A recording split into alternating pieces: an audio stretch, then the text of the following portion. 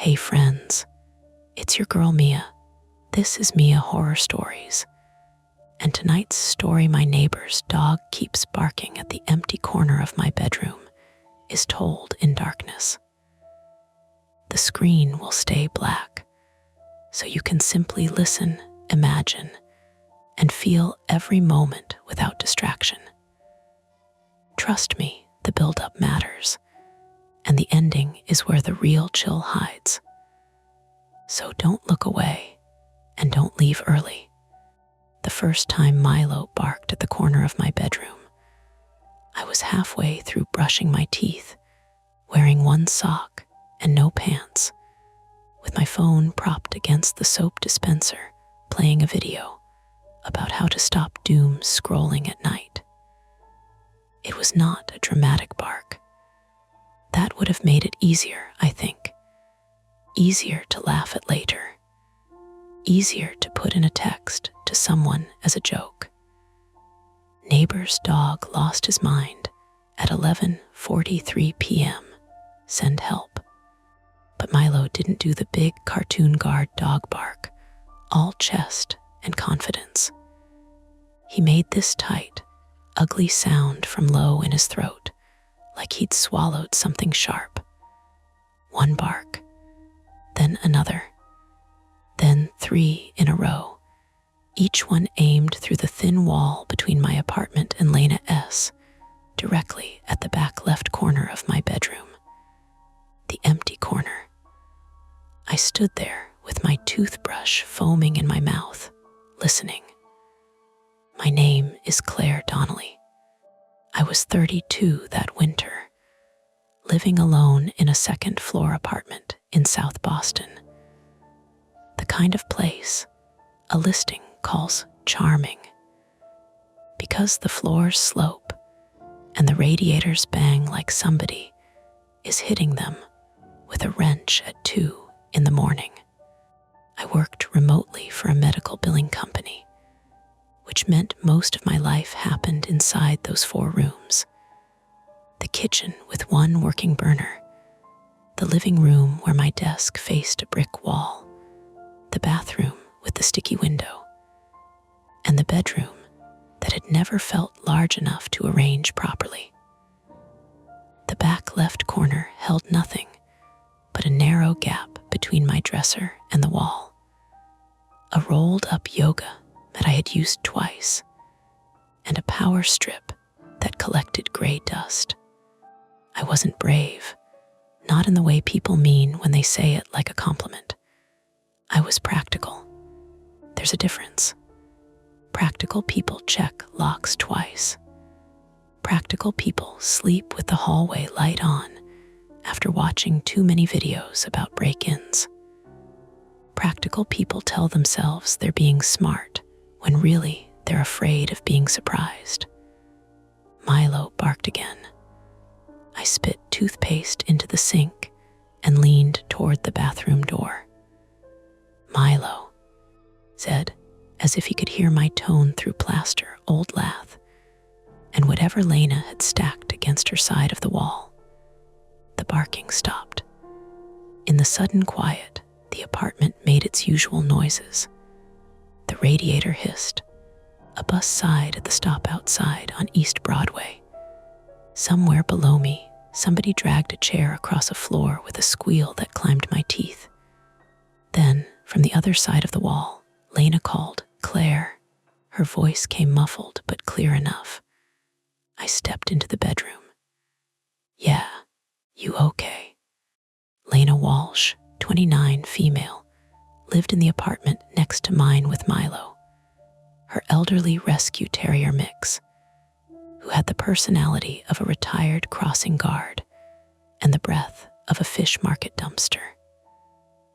Lena was from Worcester, Massachusetts, a pediatric nurse at Boston Medical Center, and the kind of neighbor who remembered trash day, taped extra coupons to the mailroom bulletin board, and knocked with 2 knuckles because she said full fist knocking felt like cops.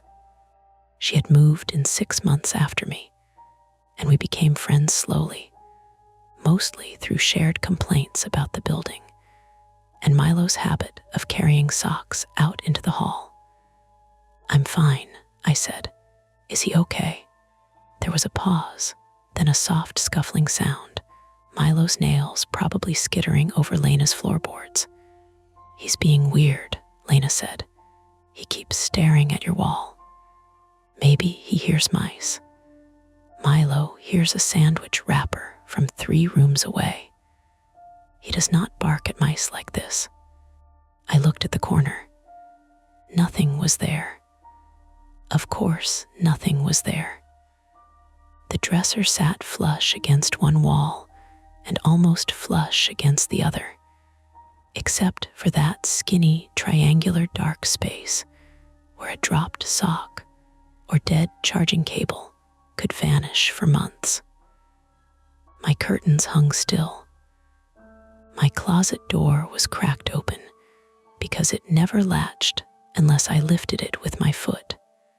The bedroom smelled like mint toothpaste, old radiator heat, and the lavender sachet my mother had mailed me because she thought unmarried apartments needed soft touches. "Milo," Lena said from her side, firmer now. "Enough," he growled, not through the wall, toward it. I became very aware that I was standing barefoot, except for one sock, in a room lit only by the bathroom strip light and the weak amber glow from the street. My phone was still playing in the bathroom, the cheerful voice of some productivity guy saying, "Your brain needs a shutdown ritual." "Great," I muttered. "What?" Lena called. "Nothing, I'm going to check." "Check what?" "The corner." "Claire, don't say it like that."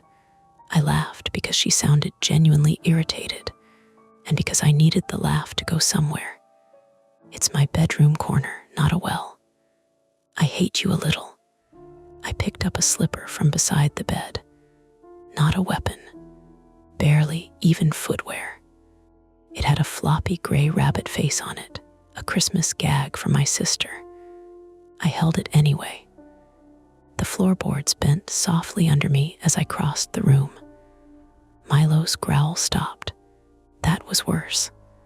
On the other side of the wall, I heard Lena whispering to him, the little shushing sounds people use with dogs and babies and frightened adults. I crouched near the dresser. The gap was full of dust and shadow. A bobby pin, a receipt, the edge of my yoga mat. Nothing breathing, nothing crouched, nothing with fingers. I reached in with 2 careful fingers and pulled out the receipt. It was from Stop and Shop. 2 weeks old. Eggs, coffee, dish soap, a frozen pizza I remembered burning because I had taken a work call and forgotten the oven was on. "Mystery solved," I said loudly. He's offended by my grocery habits. No laugh from next door. "Milo's still staring," Lena said. I shifted, trying to see what she could see from her side, but there was only wall.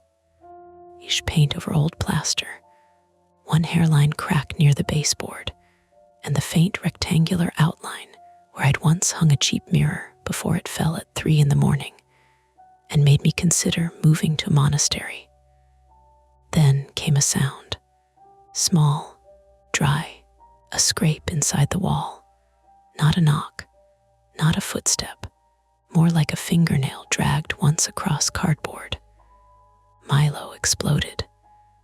This time it was the full bark, ragged and furious, his little body throwing everything it had at that wall. Lena yelped. Something toppled in her apartment, a hollow wooden clatter. I stumbled backward and hit my calf against the bed frame hard enough to make my eyes water. "Did you hear that?" Lena shouted. "Yes. Okay, good. Not good, but good." The scrape came again, longer. I stopped breathing through my mouth. Dust rose from where I'd disturbed the corner, and I could taste it over the toothpaste, old and bitter. "It's mice," I said. Could be. It's definitely mice. Yeah, neither of us sounded convinced. The building was old enough to have opinions. Pipes banged. Radiators screamed. The back stairwell smelled permanently of wet cardboard and lemon cleaner. In November, a squirrel had gotten into the ceiling above the third-floor landing and chewed something electrical, leaving the hallway lights flickering for a week until the landlord sent his cousin with a ladder and no visible tools. So animals in the walls were not impossible. They were likely. They were boring. Boring was useful. I stood, rubbing my calf. "You want me to come over?" Lena asked. "No, it's late. I'm okay. Claire, I'm okay." That was my flaw, if we're naming it plainly. I was bad at letting people see me frightened. I had spent years making a personality out of being low maintenance. After my father died when I was 19, my mother fell apart in big, visible ways, and my older sister handled grief by becoming efficient enough to frighten bank managers. I chose quiet. Quiet became independent. Independent became don't bother anyone. Don't be dramatic. Don't ask for help until you can explain exactly why you need it. A dog barking at an empty corner was not an explanation. Milo gave one final sharp bark, then whined. Lena said, softer, "He's shaking." That did it, not the scrape, not the corner, Milo shaking. I grabbed pajama pants from the chair and hopped into them with one hand against the dresser. "I'll come over. Thank you." I found my keys under a pile of unopened mail and stepped into the hallway. The hall light flickered the way it always did before settling into a dull yellow buzz. Our building on Gate Street had 6 units, 3 floors, and a front door that latched only if you pulled it hard enough to wake the first-floor tenants. The hallway carpet was brown in the center from decades of boots. Someone had left a black umbrella leaning by the stairs, dripping into a little dark puddle. Lena opened her door before I knocked. She had Milo tucked against her chest like a football. He was a wiry little thing with tan fur, white eyebrows, and cloudy eyes that made him look permanently skeptical. His front paws trembled against her sweatshirt. Lena's hair was twisted into a messy knot, and she wore hospital scrub pants with a faded red socks hoodie. Her face had that strained nurse calm I recognized from when she'd once bandaged my thumb after I sliced it opening a can of tomatoes. Characters introduced here include Claire Donnelly, 32, female, a remote medical billing worker from Massachusetts living alone in South Boston, Lena Walsh, 29, female, Claire's neighbor, and a pediatric nurse from Worcester. And Milo, Lena's elderly male rescue terrier mix, small, anxious, and usually more stubborn than fearful. "He never does this," Lena said. Milo turned his head and looked past me. Not at me. Past me, through my open apartment door, toward my bedroom. The hallway felt too narrow then. The buzzing light, the damp umbrella smell, the old carpet holding every winter odor Boston could drag inside, salt, wool, wet dog, cigarettes from someone who swore they only smoked outside. I glanced back. My apartment door stood open. Beyond it, I could see the strip of bathroom light on my bedroom floor.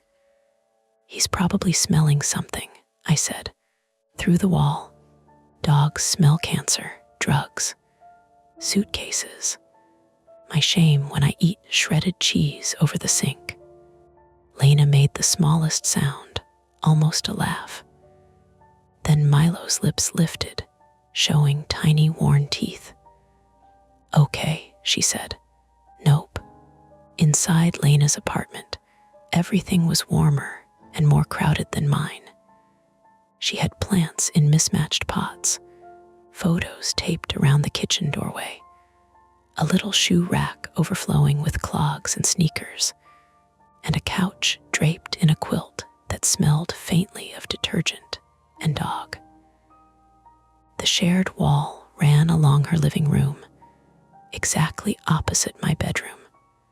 A narrow bookcase stood against it, loaded with nursing textbooks, thrillers, and a ceramic bowl full of spare keys. Milo squirmed until Lena set him down. He walked straight to the wall, not fast, not barking now, just stiff-legged, head low, ears back. He stopped beside the bookcase and stared at the plaster about 2 feet above the baseboard. "That's the same spot?" Lena asked. "About where my corner is, yeah." Milo sniffed once. Then he backed away. That was what made my stomach tighten. A bark could be instinct. A growl could be old dog nonsense. But backing away looked like a decision. Lena folded her arms. "Do we call Mark Ellery, 48 male, was our landlord, though landlord made him sound more official than he deserved. He lived in Quincy, owned 3 small buildings around South Boston, and responded to maintenance requests with texts like, 'Can it wait till Monday?' Regardless of the day. He was from Dorchester originally, spoke with the kind of friendly impatience that made every problem feel like your fault, and had once told me a ceiling leak was mostly cosmetic, while water dropped into a mixing bowl on my desk. "It's almost midnight," I said, "so he'll ignore us faster." Probably. Another scrape came from the wall. This time, we both heard it clearly in Lena's apartment. Milo pressed himself backward until his rump hit the couch. The scrape was followed by a tiny patter, then nothing. Lena whispered, "That is not plumbing." "No, mouse, maybe bigger, rat. Please don't say rat with that much hope." She rubbed both hands over her face. "I have to be at work at 7. I have a 9 a.m. call with a woman in Phoenix who says circle back every 3rd sentence. So we're both in crisis. Obviously." The humor helped for maybe 3 seconds. Then Lena moved the bookcase. I reached to help, but she had already set her shoulder to it, practical and brisk. The books rattled. A framed photo slipped face down onto the shelf. Milo whined from the couch. "Careful," I said. "It's on felt pads." "Of course it is. I'm a nurse. We prevent injuries and own label makers." Behind the bookcase, the wall was darker where dust had collected around the edges. Near the baseboard, the paint had bubbled in a patch the size of my palm. Not new, maybe. Old moisture.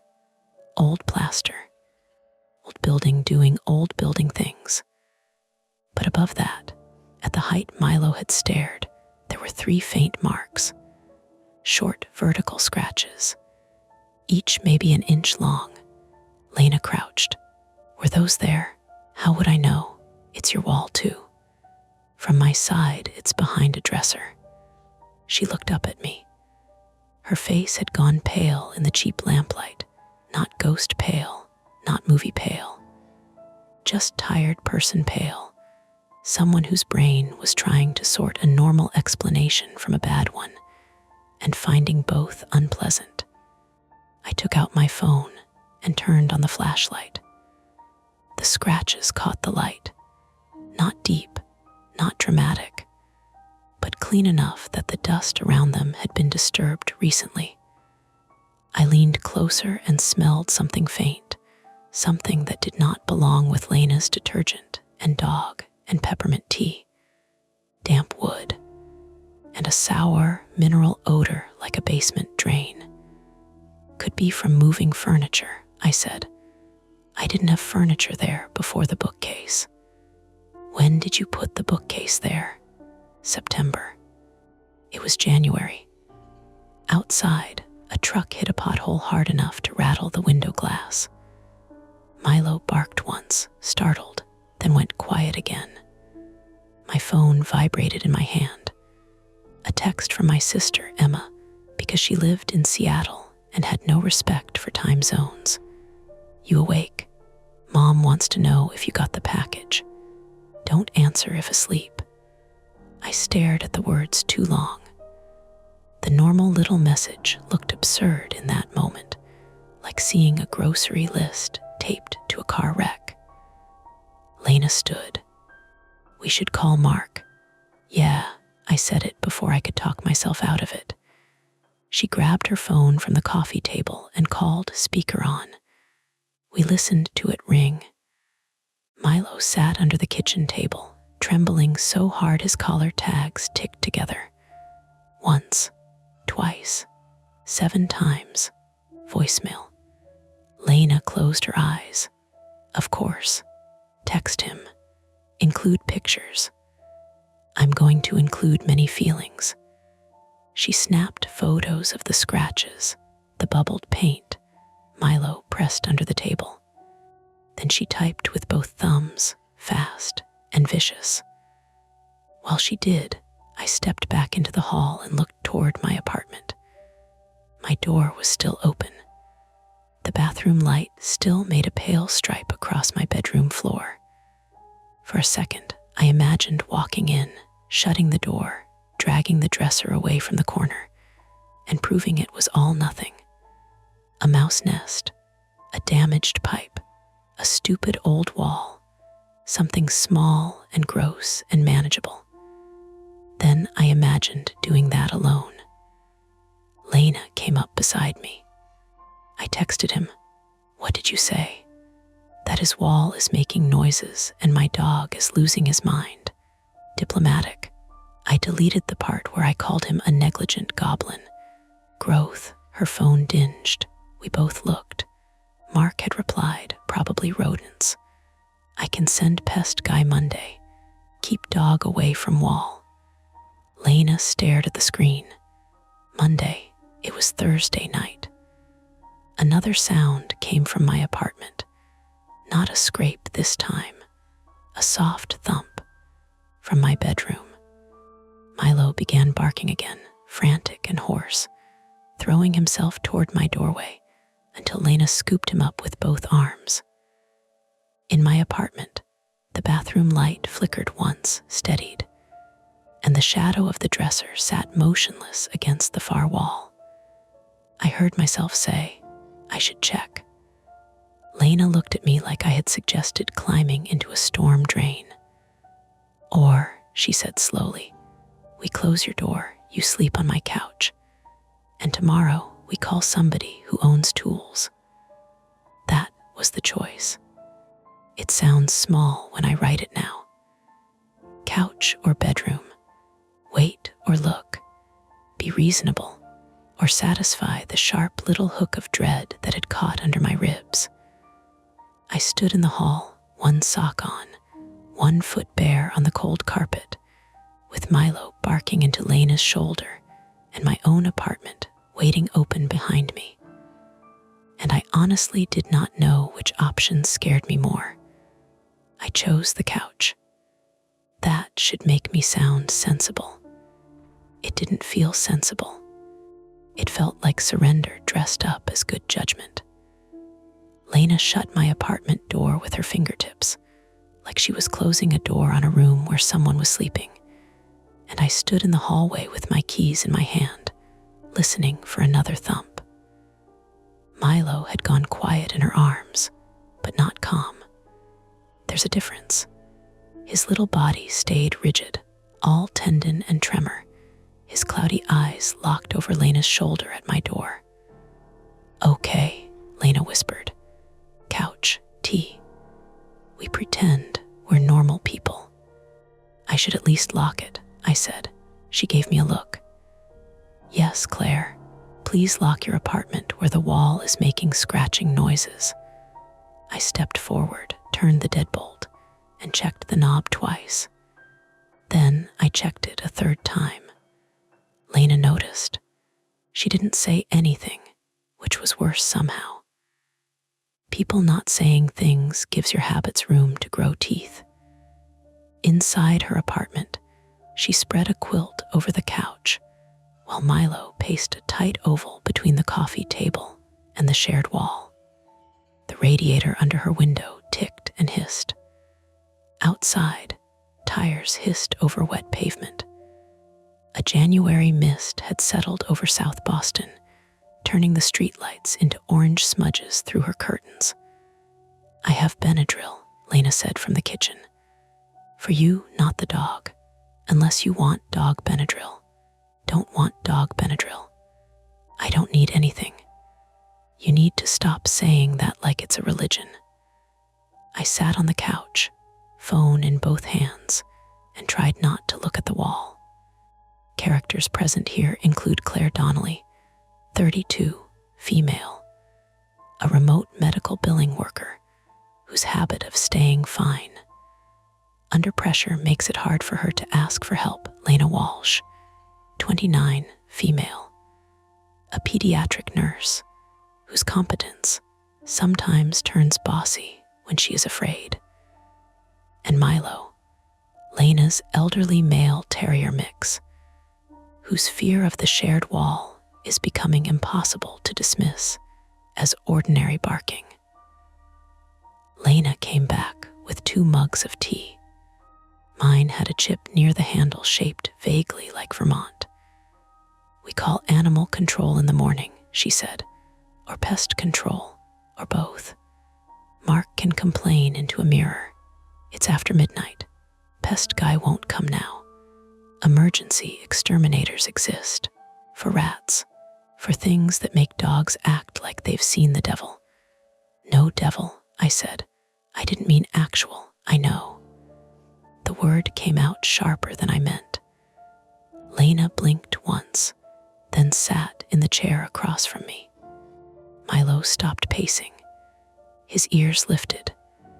From my apartment came a sound that made every practical thought in my head step backward. A phone ringing, not Lena's, not mine. A muffled digital trill, faint through the wall in my locked door, playing somewhere inside my bedroom. Lena's eyes moved to my phone. It was in my hand, dark. That yours? She asked. No, alarm. I don't have another phone. The ringing stopped after 4 notes. The radiator hissed. Milo gave 1 high, thin whine. Lena stood. Could it be from upstairs? Mrs. Klein lived above me, 3rd floor rear, and dropped things often enough that I had once learned the sound of a remote control bouncing versus a hairbrush. But this had not come from above. It had come from the other side of the hall, from behind the door I had just locked. I heard it in my room, I said, maybe through the pipes.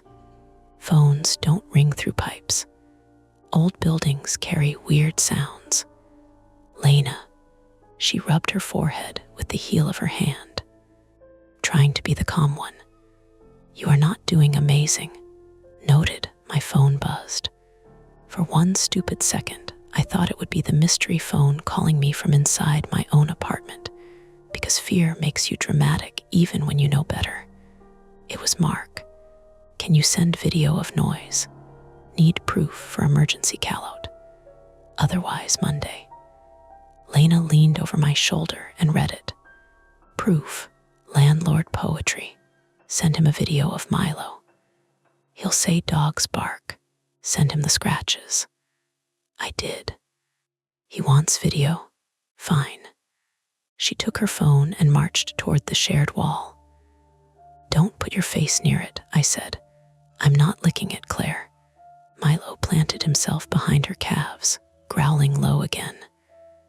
Lena opened her camera and started recording. The The room changed when the red dot appeared on her screen. Everything became evidence. The wall, the bookcase pulled out at an angle, the bubbled paint, Milo's shaking body, me on the couch, with one bare foot tucked under the other. "Okay," Lena said toward the wall, sounding embarrassed. "Make the noise." Nothing. We waited. The refrigerator clicked on in the kitchen. Somewhere in the building, a toilet flushed. Water rushed down old pipes with a wet, dragging sound. Then, from my apartment, another thump, not loud, but heavier than the first, as if something had shifted against the floorboards. Lena's phone jerked in her hand. Milo barked so suddenly that I flinched and spilled tea on the quilt. "Damn it," I said, grabbing the mug upright. "You got it?" Lena asked, staring at her screen. "I got tea everywhere." "No, the sound." She replayed the video on low volume. Milo's bark crackled from the speaker, then under it came the thump. Soft but audible. "Send that to Mark," I said. "I am." She attached it with a message that was shorter than her breathing. "This is happening now." There's also a phone ringing inside Claire's locked apartment that isn't hers. "We need someone tonight." The typing bubbles appeared almost immediately, then disappeared, then appeared. Mark replied, "Do not open walls. Do not call police over rodents. If active, break and call 911. Otherwise, I'll try to get Tony before Monday." Lena stared at the message. "Do not call police over rodents. I want that embroidered." But the word "break in" had already done its work. I stood. Lena looked up. "No, I'm checking the front door. To the building." "Yes." "Why?" "Because if there's a phone in my apartment and I didn't put it there, I want to know if the building door was forced." "Or we call 911 and say what? Our wall made a noise and a dog is upset." "That is not what I'm saying. It's what they'll hear." She wasn't wrong. That was the problem. Emergencies are supposed to announce themselves clearly. Fire, blood, a stranger in the hall, a window broken, a scream. What we had was a collection of almosts. Almost a break-in. Almost an animal. Almost a maintenance problem. Almost enough to ask for help without sounding foolish. And beneath that was my old, private fear that I would call someone too soon, make a scene, inconvenience everyone, and be remembered as the woman who panicked over plumbing. I hated that fear. I obeyed it anyway. "I'm just checking downstairs," I said. 2 minutes. Lena grabbed her keys. "Then I'm coming." "You don't have to. I know. Miraculous how I'm doing it anyway." She clipped Milo's leash to his collar with hands that were steady only because she forced them to be. He did not want to leave the apartment. That, too, felt wrong. Milo loved hallway investigations. He treated loose mail like evidence and sniffed every grocery bag as if it might contain state secrets. But now, he dug his paws into the carpet and stared at my locked door. "Milo," Lena said softly. "Come on, buddy." He moved only when she picked him up. The hallway smelled stronger than before. Wet umbrella dust, the sour tang of old paint. The light buzzed overhead. My door looked ordinary. Deadbolt turned. Mail slot crooked. A faint scuff near the bottom from where I had once dragged in an IKEA box alone and pretended I didn't need help until Lena found me swearing on the landing. We went downstairs. The building's front door was closed but not latched. I pushed it with one finger and it opened inward. Lena exhaled through her nose. "Great. It does that." You said it latches if you pull hard. It's supposed to. Outside, the stoop was slick with mist. East Broadway hummed a block away, but our side street was mostly parked cars and trash bins and the watery glow of porch lights. Cold air moved up the stairwell, carrying the smell of rain, cigarettes, and the harbor far off. I checked the doorframe. No splintered wood. No bent strike plate. Just the same old loose latch Mark had promised to fix when the weather settles, whatever that meant. A man coughed outside. Lena and I both froze. Across the street, under the bare branches of a small city tree, someone stood near a dark sedan, hood up, phone light in hand. For a moment, the figure turned our way, and the light flashed across a pale face, a knit cap, a beard. Car trouble, Lena whispered. Maybe. The man looked down again, tapping his screen. Characters introduced here include Adam Pike, 36, male, a resident from the first floor front apartment, originally from Portland, Maine, who works irregular driving shifts and often comes home at odd hours. At this moment, Claire and Lena do not know whether the man outside is Adam or someone else, only that he is near the building after midnight with his hood open. Then the man called. Door S been doing that all week. I recognized his voice a second before I recognized him. Adam, I said. He stepped closer, still across the sidewalk. Yeah, sorry. Didn't mean to scare you. Lena shifted Milo higher against her chest. You live downstairs, first front. He pointed at the window with the half-dead basil plant. Dog okay? No, Lena said. Adam looked from her face to mine. Something happened. I almost said no. It rose in me automatically, stupid and polished smooth by years of use. No, everything's fine. Instead, I said, we're hearing noises in the wall upstairs, and maybe a phone in my apartment. Adam's expression changed, not dramatically. His eyebrows drew together, and he looked past us into the stairwell.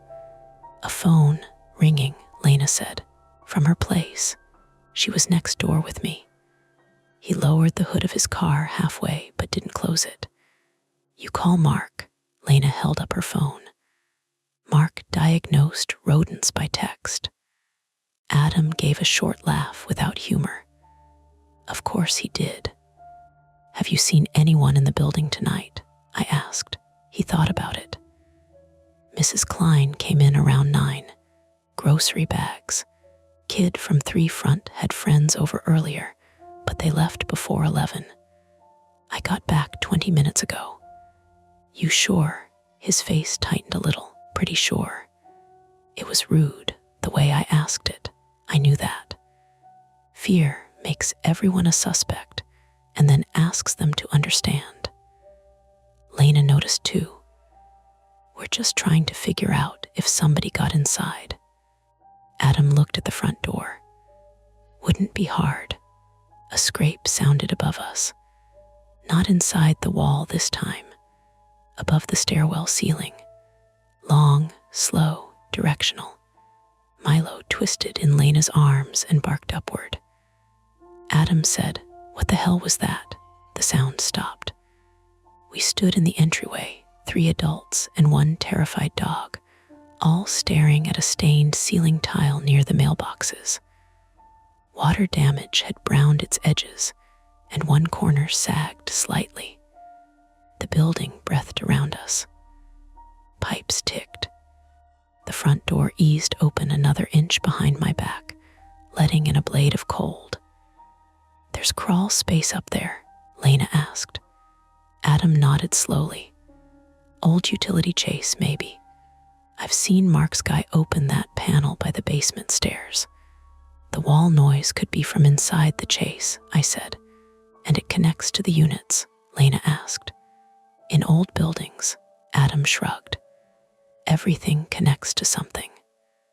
That was the first concrete problem. Not a ghost corner, not a dog with bad dreams. Loose front door, a shared wall, a utility chase, and the possibility that something living, animal or human, had access to spaces around our apartments. Then the lights went out. Not all at once, with a dramatic snap. They dipped first. The hallway bulb dimmed to a red-orange thread. The refrigerator hum from someone's apartment below faded. Lena's phone screen became the brightest thing in the stairwell. Then darkness settled. Milo barked twice, then choked into a whine. Power outage, Adam said. Across the street, porch lights still glowed. The sedan's interior light was on. The traffic signal at the corner blinked green through the mist. Not the block, Lena said. Breaker, I asked. A smell followed. Hot plastic. Faint at first, then sharper, like a phone charger melting under a blanket. Lena lifted her head. Nurse instincts switching on. Do you smell that? Yes, Adam said. I did too. Electrical. Warm. Wrong. The concrete problem became time-sensitive right then. If something was chewing wires, or if old wiring was shorting inside the wall, it was no longer a strange noise we could sleep through. My bedroom was on the other side of that wall. My power strip was in that corner. The dresser was there. Dust, fabric, wood, a building full of sleeping people above and below us. We need the breaker box, Adam said. Basement, Lena asked. Yeah. He pulled out his phone and turned on the flashlight. The beam lit the stairs down to the basement door, which sat under the main staircase, painted the same dull brown as the trim. A padlock hung open on the hasp. That was new to me. I had never noticed whether it was locked before, because I had never needed the basement. My laundry went to the wash and fold on L Street. My storage unit held nothing but an empty suitcase and a Christmas tree I hated. Does Mark keep that open? Lena asked. Adam frowned. Usually locked. A sound came from upstairs. This one was unmistakably from my floor. My apartment's smoke alarm began to chirp, not the full scream of smoke, a warning chirp, one shrill beep every 30 seconds. My legs moved before I decided anything. Claire, Lena snapped. My apartment. If there's an electrical smell, my apartment is where the smell could be coming from. And that means you don't walk into it alone. I'm not going to stand here while a fire starts behind my dresser. The argument was small, fast, and ugly because both of us were scared. Adam looked between us. We need to do two things: kill power and check for smoke. Now, you go basement, Lena said to him. We go upstairs. No, he said. Nobody goes into an apartment with possible electrical fire without another chirp. From upstairs, faint but clear. Then Milo barked toward the basement door. The three of us turned. From behind that brown door came a small metallic sound.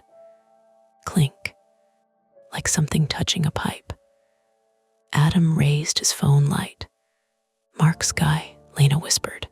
At midnight, I said, the smell of hot plastic thickened. Adam swallowed. We need to open the basement and shut off power. And my smoke alarm is chirping, I said. And if the source is in your wall, Lena said, opening your bedroom door could feed it air. I'm not opening the wall. You don't know what you're opening. She meant the bedroom, the apartment, the choice I kept trying to reduce into a task. My phone vibrated again. and I nearly dropped it. Mark, Tony can come at 7:30 a.m. Don't touch electrical. If smoke, fire, call 911. I looked at the message, then at the dark stairwell, then at Lena's face lit blue-white by her phone. From my apartment, the smoke alarm chirped again. From the basement door, something moved. Not a scrape now, a shift of weight. A board creaking where there should not have been anyone standing. Adam took one step back. Lena whispered, "There's someone down there." Milo began to growl at the basement door with the same low, sick sound he had used on my bedroom wall. And then the emergency lights failed too, leaving us with only our phones, the smell of warming plastic, and two bad choices. Go up toward my chirping smoke alarm, or go down into the basement where someone or something perfectly human and perfectly unwelcome had just moved in the dark. Adam said, "Basement first."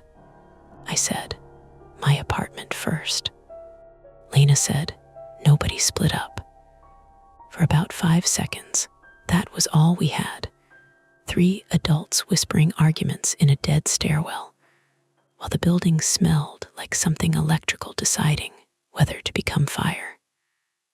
Milo ended the debate. He lunged so hard at the basement door that Lena almost dropped him.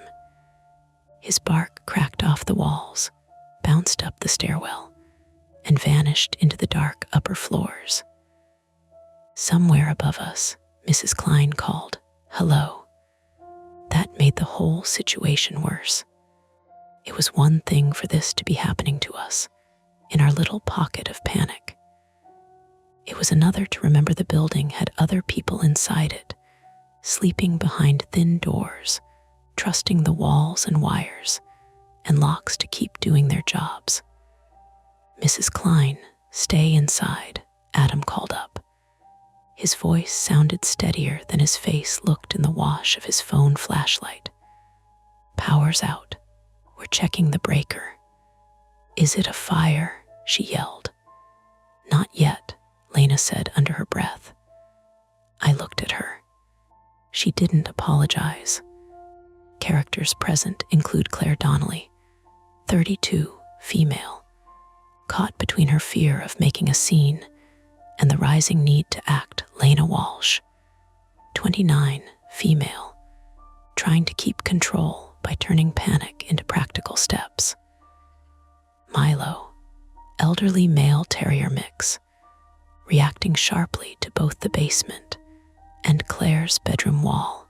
Adam Pike, 36, male, first floor tenant, attempting to handle the building systems. And Mrs. Ruth Klein, 71, female, a retired school librarian from Rhode Island who lives on the 3rd floor rear apartment and is heard upstairs, but not yet fully involved. The basement door sat under the stairs, directly across from the mailboxes. Above it, the stained ceiling tile sagged. To our left was the short hall to Adam's 1st floor apartment. Behind us was the front door, still refusing to latch, letting cold air curl around our ankles. Up the stairs were Lena's apartment on the 2nd floor front, and mine on the 2nd floor rear, sharing that wall between her living room and my bedroom. Adam reached for the basement doorknob. "Wait," Lena said. "What?" "Listen." We did. At first, there was only Milo's breath, fast and wet through his nose, and the faint chirp from my smoke alarm upstairs. Then came a muffled buzzing from below. Not loud, not human, a mechanical rattle, something vibrating against metal. "That could be the panel," Adam said. "Or someone's phone," I said. He looked at me. I regretted saying it immediately. Lena shifted Milo to one arm and used her free hand to dial 911. I stared at her phone. She stared back. Hot electrical smell, power outage, smoke alarm chirping. That's enough. It was. Of course it was. It had been enough 10 minutes ago. But hearing the tones as she pressed the numbers made my face go tight with embarrassment anyway, which is a ridiculous response to possible fire. That old fear of overreacting still had its fingers in me. The call failed. Lena pulled the phone back and stared at the screen. No service. What? I have no bars. Adam checked his. Same. Mine showed 1 bar, then none. Wi-Fi was gone with the power.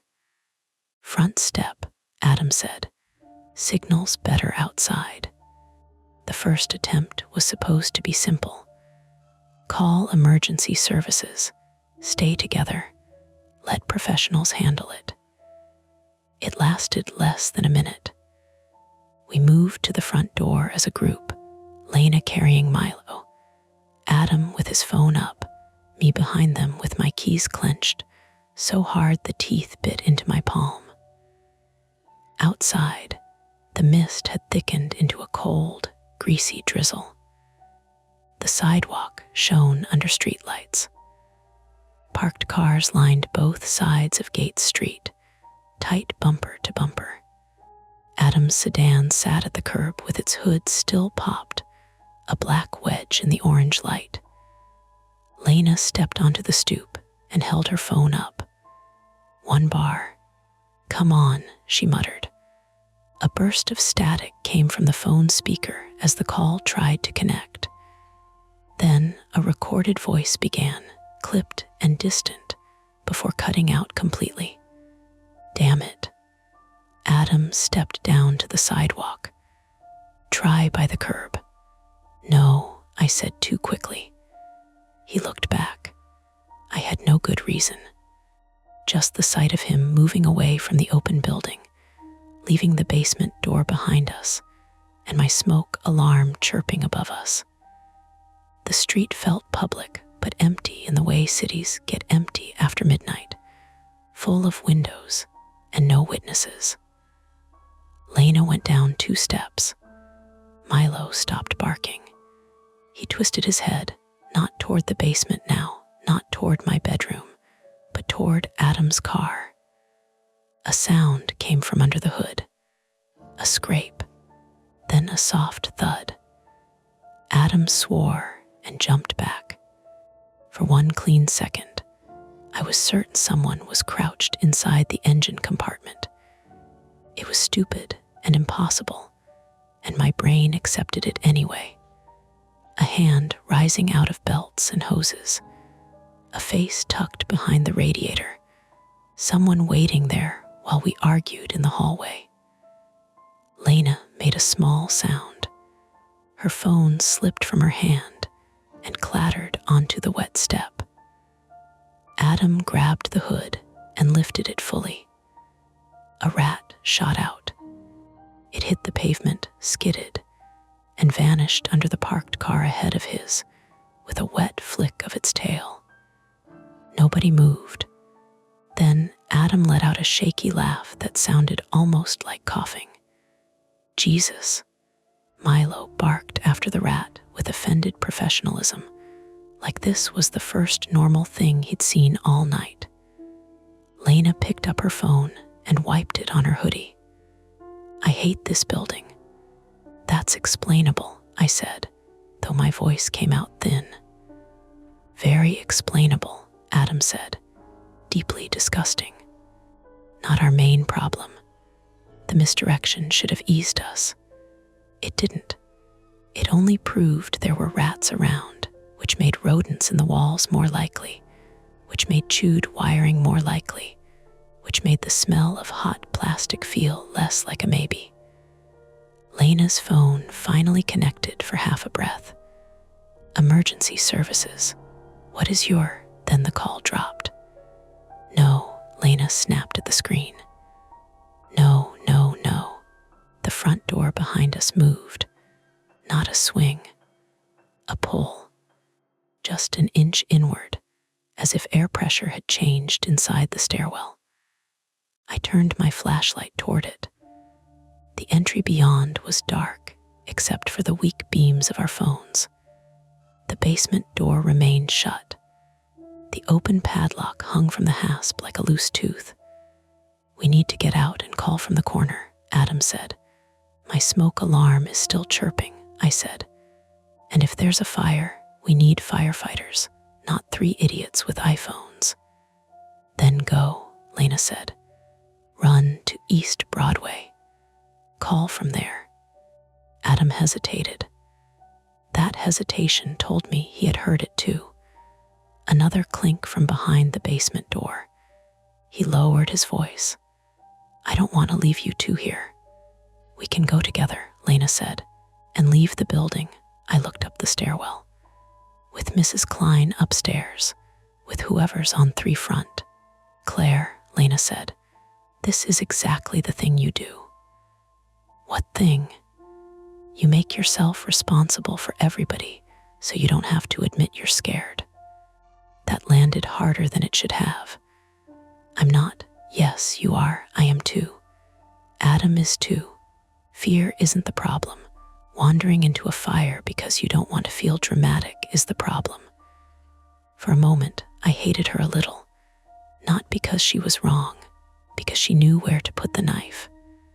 My smoke alarm chirped again. One sharp beep from upstairs, small and relentless. Adam looked between us. Second attempt. "We kill the power, then get everyone out." "Can we kill the power safely?" Lena asked. "If the main panel is in the basement, maybe." I flipped my unit breaker before when my microwave tripped it. "Panel's just inside, right wall." "How do you know that?" "Mark made me reset it myself once while he talked me through it on FaceTime." "That sounds illegal," I said. "That sounds Mark." The basement door groaned when Adam opened it. A breath of air came up from below, colder and damper than outside. The smell intensified. Hot plastic braided with mildew, old concrete, and something animal. His phone light found wooden steps descending steeply, with a narrow wall on one side and exposed pipes on the other. The basement was not a finished basement. It was a belly. Dirt dark corners, low beams, stacked paint cans, coiled extension cords, and old tenant junk nobody had cared enough to carry out. The breaker panel was visible about 8 feet in, mounted on the right wall near the bottom of the stairs. Beyond it, the basement stretched under the building toward the rear, roughly beneath my apartment and Mrs. Klein's. A narrow passage ran left towards storage cages. Straight ahead were pipes and a utility sink. Farther back, blackness. Something buzzed near the panel. Adam swallowed. "Okay, I can reach it." "No," Lena said. "I'm literally looking at it. Your car battery is dead. You jumped at a rat, and your hands are shaking." He held up one hand. She was right. "I can do it," I said. Both of them said no at the same time. That should have made me stop. Instead, it irritated me into motion. "I'm smaller. I can get in, flip the main, get out." "You don't know which switch is main," Adam said. "I can read, in the dark, with possible electrical damage. Fantastic plan." A crash sounded upstairs. All 3 of us looked up. It came from the 2nd floor. My floor. Not a thump now. A real crash, furniture or glass or something heavy knocked over. My apartment. The choice snapped. "I'm going up," I said.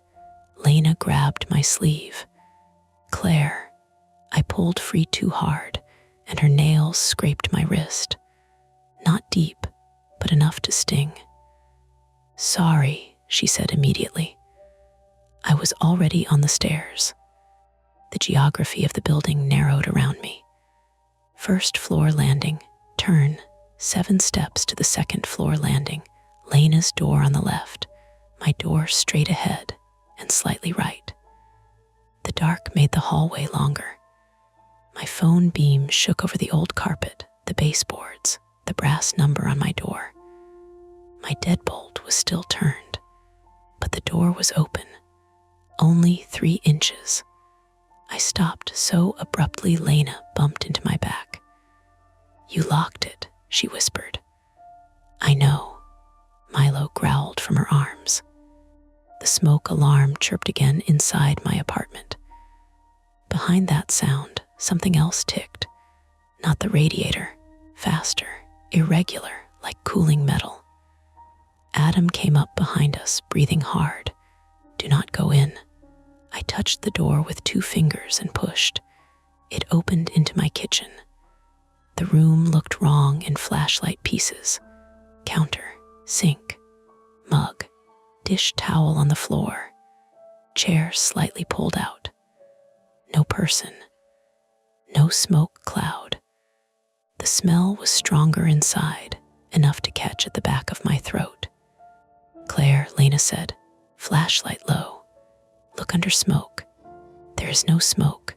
Still, we moved in only as far as the kitchen threshold. From there, the apartment ran in a straight line.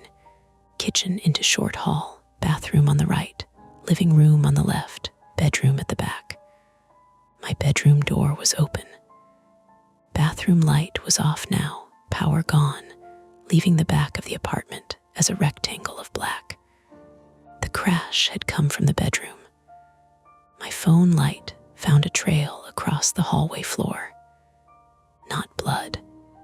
Thank God, dust. A gray smear of plaster dust stretching from the bedroom toward the bathroom. In it were small prints. Rat prints, maybe. Tiny toes and tail lines. Then one mark that was not tiny. A partial shoe print. The heel of a sneaker or boot pressed into dust near my bathroom doorway. Lena saw it when I did. She stopped breathing for a second. Adam whispered, "Out." From the bedroom came a low electronic chirp, not the smoke alarm. A phone vibrating against wood. BZZZT. BZZZT. Then the ringtone again, muffled and cheerful. Absurdly bright. I moved before anyone could grab me. "Claire." I crossed the short hall, phone raised. My pulse beat in my injured wrist where Lena's nails had scratched me. The smell of hot plastic grew sharper near the bedroom. My dresser had shifted. That was the source of the crash. The tall, cheap dresser that had been angled into the back left corner was now pulled away from the wall by maybe 6 inches. One drawer hanging open. A stack of sweaters spilled onto the floor. The rolled yoga mat had fallen flat. The power strip behind it glowed with one tiny red light that should not have been lit with the power out. And behind the dresser, in the plaster near the baseboard, was a hole. Not huge, not movie tunnel huge, roughly the size of a paperback book, jagged around the edges, with fresh plaster crumbs scattered below it. Dark space showed beyond. The phone sound came from inside that hole. Lena whispered from behind me, "What is that?" I crouched without meaning to. The air near the hole smelled damp and electrical, like wet wood wrapped around a hot wire. My flashlight shook over the edges. Something black sat just inside the wall cavity. A phone, not mine. Older model, cracked screen. Buzzing against a wooden stud. The screen lit up with an incoming call from a blocked number. Adam said, "Do not touch it." I wasn't going to. I was. Of course I was. The phone stopped ringing. For 1 second, all we heard was Milo's growl from Lena's arms and my smoke alarm chirping overhead. Then a text appeared on the cracked screen. I could not read all of it through the dust and broken glass, but I saw enough. "Stop letting the dog hear you, Lena," made a sound like she had been punched.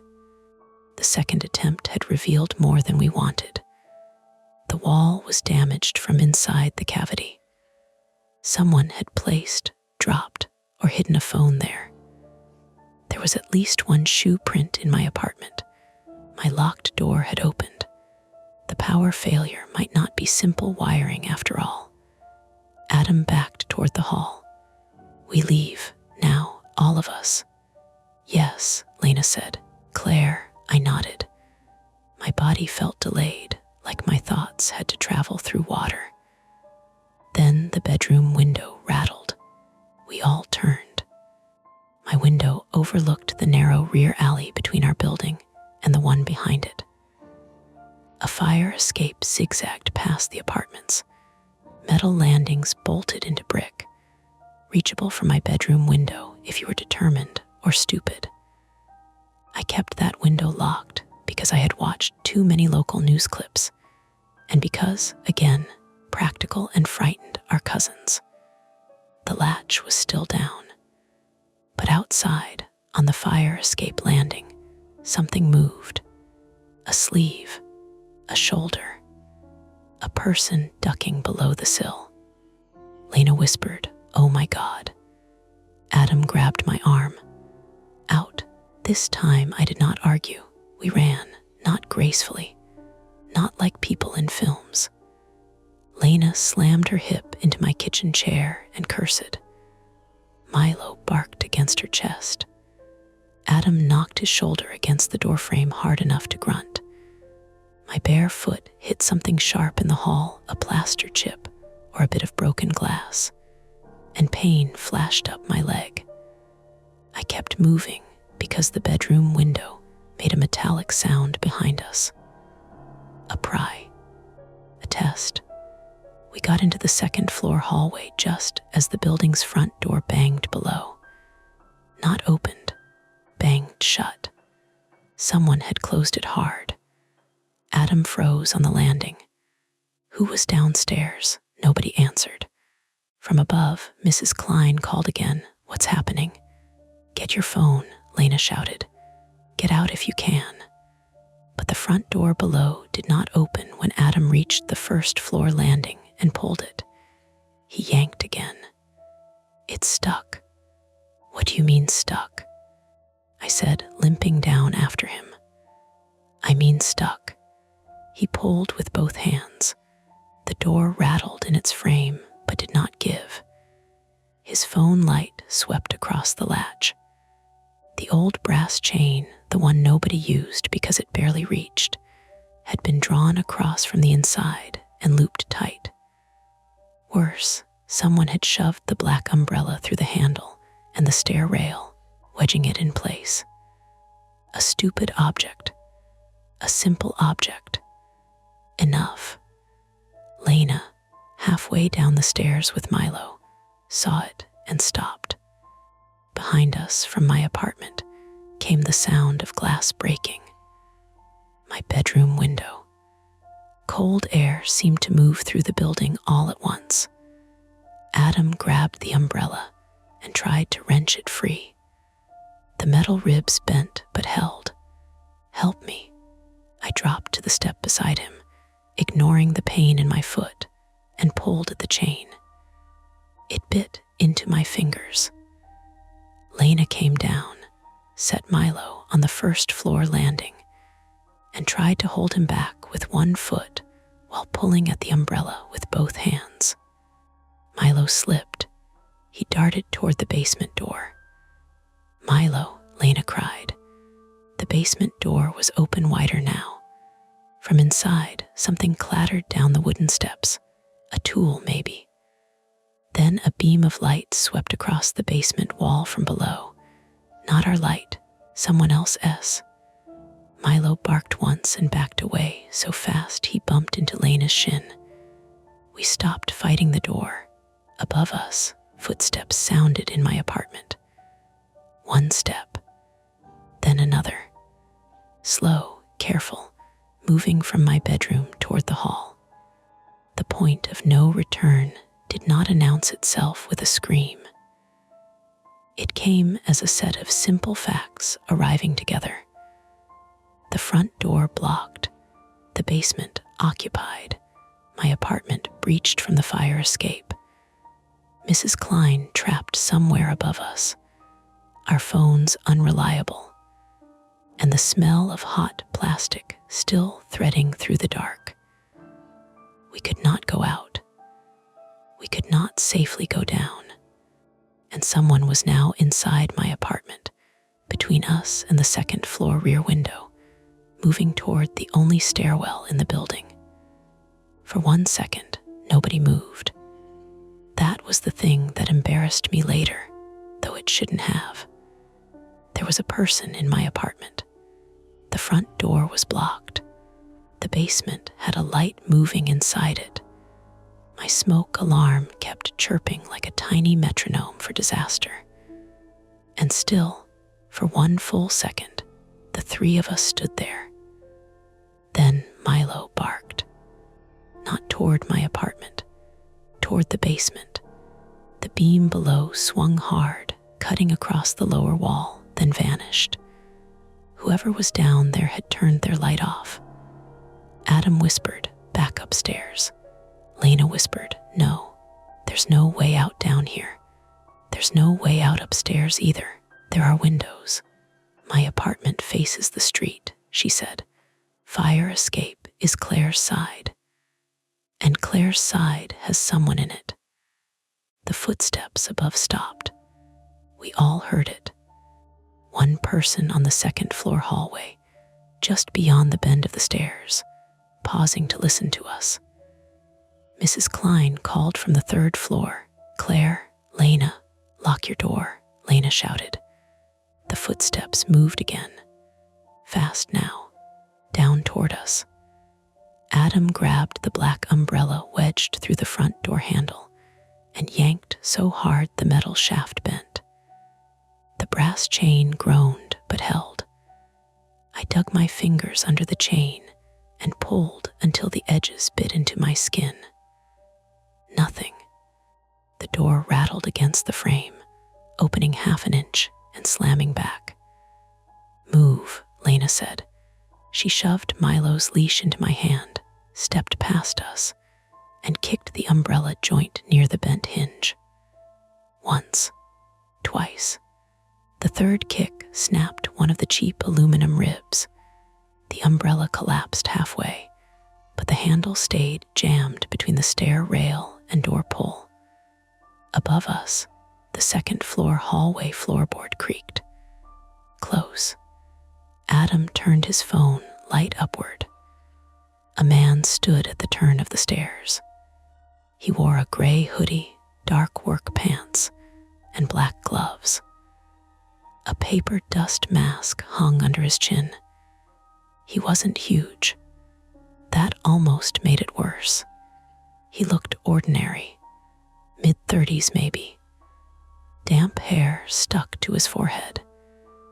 He had plaster dust on one sleeve and a red-handled screwdriver in his right hand. Characters present here include Claire Donnelly, 32, female, injured and trapped, but forced past her habit of freezing behind practicality. Lena Walsh, 29, female, frightened, but still making herself useful under pressure. Milo, elderly male terrier mix, whose barking has been tracking the intruder's movement through hidden spaces. Adam Pike, 36, male, now physically trying to keep the group alive. Mrs. Ruth Klein, 71, female, trapped upstairs. And the intruder, an unidentified adult male, dressed like a maintenance worker and carrying tools rather than a weapon made for show. The man blinked against Adam's light. "Hey," Adam said, voice loud and flat. "Back up." The man said, "You need to get out of the building." His voice was calm. That was what scared me most. Lena snapped, "We're trying." "You blocked the door," Adam said. "I said get out." "With what? Teleportation?" The man looked past us toward the basement door. His face changed for a second. Not anger, calculation. Then Milo pulled hard against the leash. The basement door creaked wider. Someone else was below. No, not someone else. The same man had come from upstairs. So the basement movement had to be something he'd set up, or someone working with him, or a buzzing began behind the basement door. Louder than before. Electrical, angry. The man glanced down the stairs toward it. That tiny glance told Adam where to move. He rushed up 2 steps and hit the man low. Not like a movie tackle, messier. Shoulder into thighs. Adam slipped almost immediately because his shoes were wet from outside. The man stumbled backward, one hand striking the wall, screwdriver scraping paint. Lena grabbed my sleeve and dragged me down, away from them. "Door," she said. "I can't. Claire, the chain." I dropped to the entry floor and pulled Milo close with one knee so he wouldn't bolt. My fingers found the brass chain again. It had tightened under the stress, twisted around the old mount. The umbrella's bent shaft pinned it just enough that the door could not open. Upstairs, Adam grunted. The man cursed. A body hit the wall. My phone flashlight shook in my mouth while I tried to work the chain loose with bloody fingers. The taste of plastic filled my teeth. Lena picked up the ceramic bowl from the mail shelf, the one nobody used except to collect junk mail keys and dead batteries, and hurled it up the stairs. It missed the man's head, but hit his shoulder. The bowl shattered. Keys sprayed down the steps. The man flinched. Adam got one hand around his wrist. "Drop it," Adam shouted. The screwdriver clattered down 3 steps and landed near my foot. I kicked it under the radiator. Then the basement made a sound like a fist punching a metal cabinet. Bang. The lights flickered. Not on. Not properly. A weak pulse through the dead hallway bulb, then black again. The smell of hot plastic thickened until it scraped my throat. Milo coughed, then barked, hoarse and furious. Lena looked toward the basement. The breaker. The intruder twisted under Adam and shouted, "Don't touch the panel." It was not a threat. It was fear. That made everything snap into focus in a new, worse way.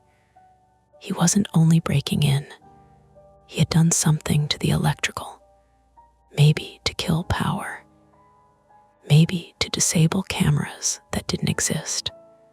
Maybe to hide whatever phone system he'd rigged in the wall. But now, whatever he had done was failing. And we were all inside the building with it.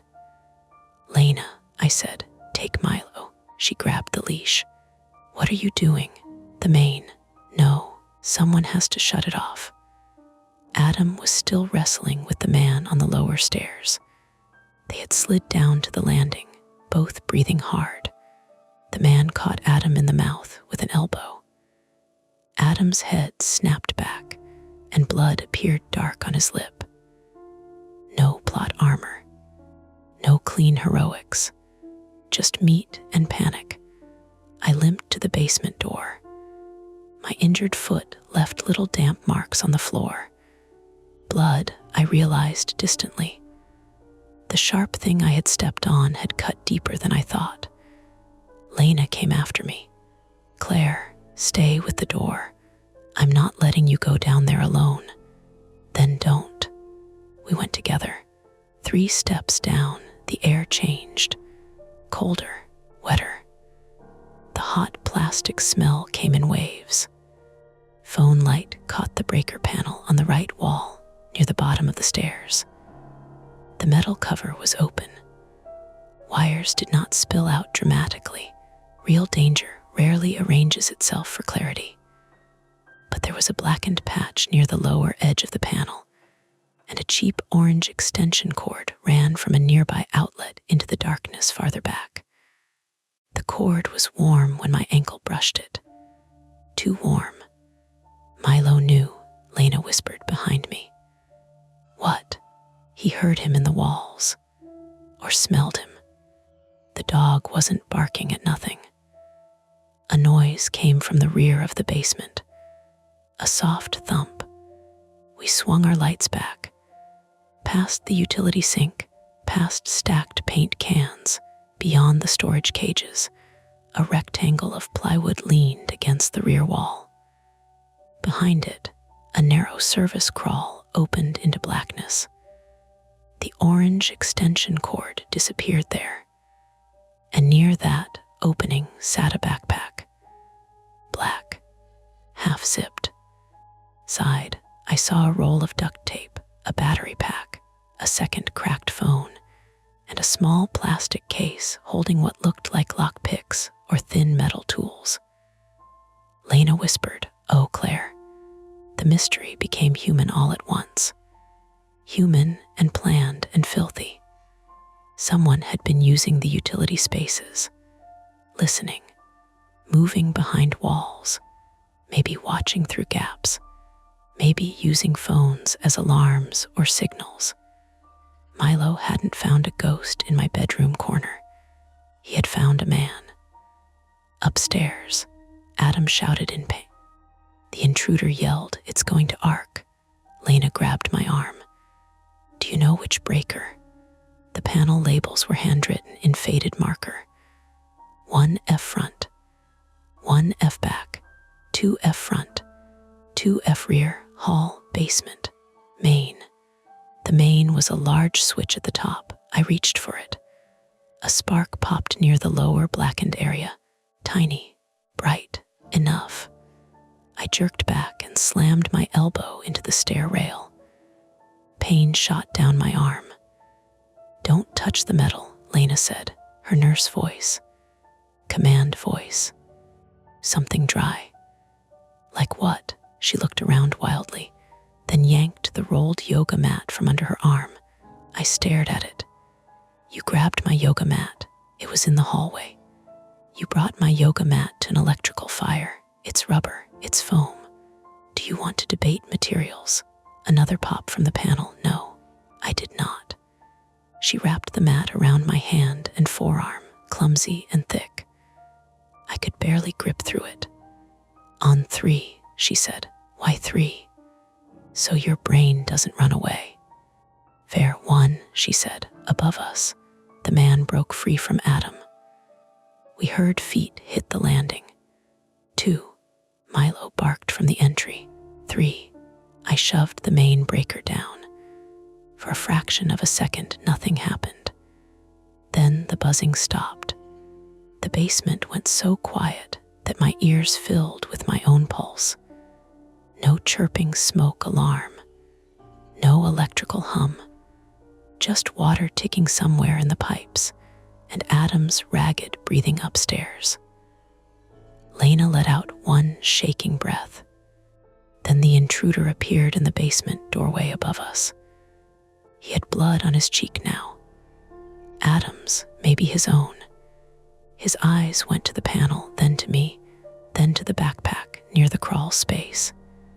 "You stupid," he began. Lena stepped in front of me with the only thing in her hand, my yoga mat rolled tight. "Back up," she said. He came down one step. Milo launched from above, not far, not like a police dog. He was old and small and had bad hips. But Adam had let go of the leash, or it had slipped free, and Milo came down the basement stairs in a furious tan blur, barking with every scrap of air in him. He got the man's pant leg. The man kicked. Milo yelped. The sound broke something in Lena. She hit him with the yoga mat. It was not enough to hurt him badly. It was enough to blind him for half a second, the rolled mat smacking across his face and dust mask. I grabbed the open breaker panel cover and slammed it shut, more instinct than plan. The metal edge caught his gloved hand as he reached toward the main. He screamed. Adam came from behind and drove his shoulder into the man again. This time, the man fell. All three of them went sideways into the wall by the basement door. Lena dropped hard on one knee. Adam hit the rail. The intruder landed on his back on the stairs, slid 2 steps, and struck the bottom landing with a sound I felt in my teeth. He did not stay down. People don't stay down just because you need them to. He rolled, groaning, and crawled toward the backpack. I understood then that the backpack mattered. Not emotionally, mechanically. He wanted something from it, a phone, a tool, maybe a weapon. Maybe the thing that connected him to whatever was hidden in the wall. I limped after him. "Claire," Lena shouted. My foot was hot and wet. My elbow throbbed. My fingers were slick from the chain cuts. None of that felt real enough to stop me. He reached the backpack first. His hand went inside. I grabbed the orange extension cord and yanked. The cord came free from the crawl space with a rasp. Something inside clattered, then dropped. The man twisted toward me, face hard with rage now, no calm left. He pulled a utility knife from the backpack. Small blade, retractable, blue handle, real enough. I backed into the utility sink. The knife came up. Adam was too far. Lena was on one knee. Milo was pressed against the wall, whimpering, one back leg held wrong. The man said, "You should have stayed out of it." It was such a stupid sentence. Such a lazy line for the worst moment of my life. I threw the only thing near my hand, a plastic bottle of laundry detergent from the utility sink shelf. It hit him in the chest and burst open at the cracked cap. Blue detergent splashed down his hoodie, his gloves, the stairs, the floor. He looked down reflexively. Lena moved. She grabbed the screwdriver from where I had kicked it. No, not the screwdriver. One of the fallen keys from the shattered bowl had slid down with us, caught in the stair tread. She jammed it into the soft meat of his hand. He howled and dropped the knife. Adam kicked it away. I grabbed the backpack strap with both hands and pulled it toward me. The man grabbed the other strap. For 2 seconds, we were children fighting over a bag, except there was blood and detergent and a dog whining, and the whole building above us full of sleeping people. The strap tore. The backpack spilled, phones, tape, a cheap inspection camera with a flexible neck, thin metal rods, a small pry bar, plastic zip ties, a folded paper with apartment numbers written on it, and my spare key, the one from Lena's ceramic bowl, the one I had given her months ago in case I locked myself out. Lena saw it too. Her face changed. Not fear this time, horror with understanding inside it. "He took my keys," she said.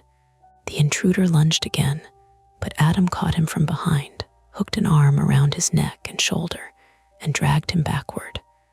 Not a chokehold, not clean, just enough leverage to pull him off balance. They slammed into the storage cage. Wire mesh rattled. "Get the zip ties," Adam shouted. I grabbed them from the spilled backpack. My hands would not work right. Blood made the plastic slick. I fumbled one, dropped another. Lena crawled to me, teeth clenched, one knee already swelling under her scrub pants. Give them.